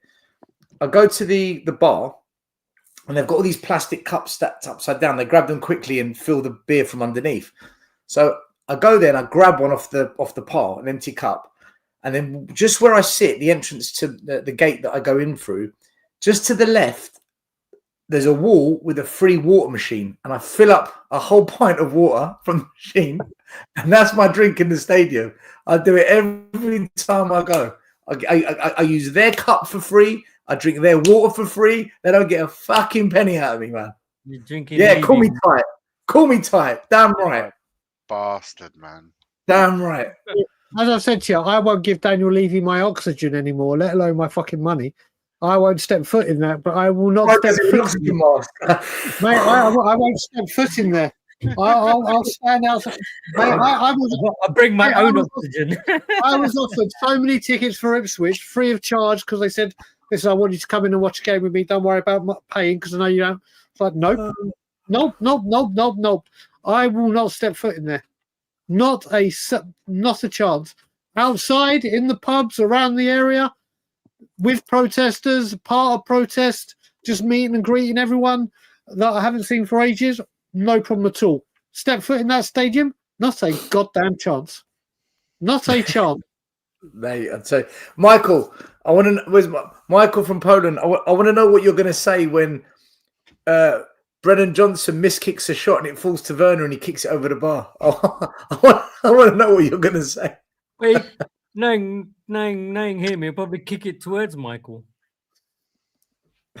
Yeah, he'll take out Michael. Oh my lord. Stell must be part Scottish. I've never seen his wallet. The Scottish people known to be tight. Oh, it did actually cover yourself in glory with that comment. Listen, if you want to go, you want to go to the local pubs, you want me to pick you up, I spend. All right, I spend. I'm not giving it a single penny in that stadium. No way. Still, my twin nephews at one point when I was back in England, I took them out for the day on a travel car. We went to Buckingham Palace, Harrods, Hamleys, all that stuff. And they're like, we really, really want to go see the Spurs Stadium. Can we go see the new Spurs Stadium? And I was like, yeah, I can take you there, but under no uncertain circumstances are we stepping foot in the Spurs shop.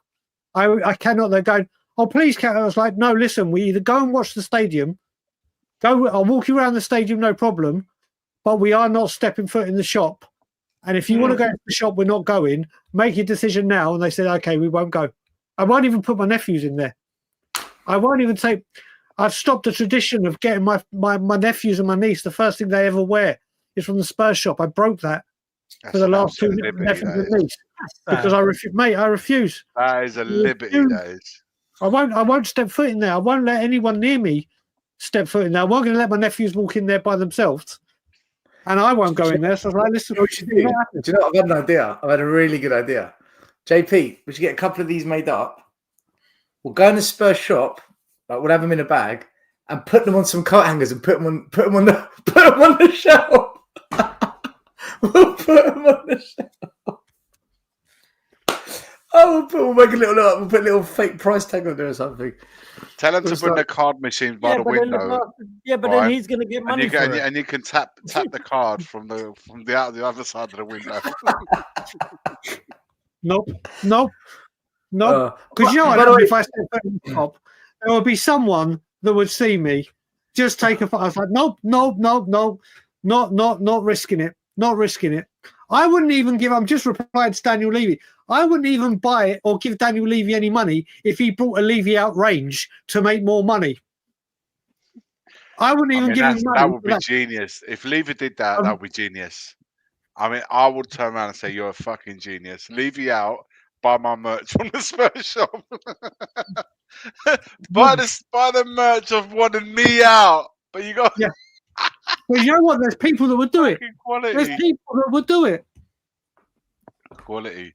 New Spurs shirt instead of AIA. Just put Levy out. By the way, 3 Spurs. Where can I buy the shirts from? JP, right, we've got a lot of emails asking about this shirt. So JP has actually built a shop. So if you go on our YouTube, JP, where can they find the shop? I don't even know where it is. Yeah, I've just put it in the chat. What, private chat or? No, it's in the actual. All right, yeah. Message. I've just pinned it to the top of the chat, people. Check it out. www.tottenham/away.com. JP's built a shop. You can buy these t-shirts and hoodies and other. /. Is it hyphen? Yes. Hyphen. Tottenham away. Southgate School Education, people. Southgate School Education. Southgate. In it. Iggy went quiet there because his education was Tottenham. So it levels down even lower. And JP, you're Tottenham boy. Mine was Tottenham. Yeah, Tottenham boy. Them two had to go quiet then. All right, listen, we're going to wrap it up. We're back on Thursday. Doing a watch along. It starts on this channel and then it goes on to Big Up. That's starting at 5:15. And then in the evening, 9 p.m, we'll do a post-match show where we'll talk about the game and how it all went. So it's a whole day of it. There you go. Can't wait. 7, 8, 9, 10. 5 hours. 5 hours of streaming. We're going to do a Sabbath special. 5 hours of streaming. Come check it out. Brian, when's Tottenham on tour next on? What's going on with the channel? There will be some more activity. I've had a few. We've gone quiet again because I've had a few personal issues to deal with, which are getting dealt with. I am. You can bet your ass if Spurs do release that they're increasing the season ticket price, you bet I'll be voicing my opinion and doing all I can. I will do some scandal. Oh mate, that's all right, mate. Do you know what? At the moment, do you know what it is as well? And as I said when I came on. Too calm. Yeah, I don't. You guys go live every Monday. This is your flagship, and it's even from when I was part of the channel. This was the one slot that was always bang, bang, bang. I'm just so bored of talking about Spurs right now. You guys have a structure and do everything.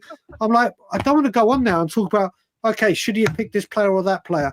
Well, I'm just done with it.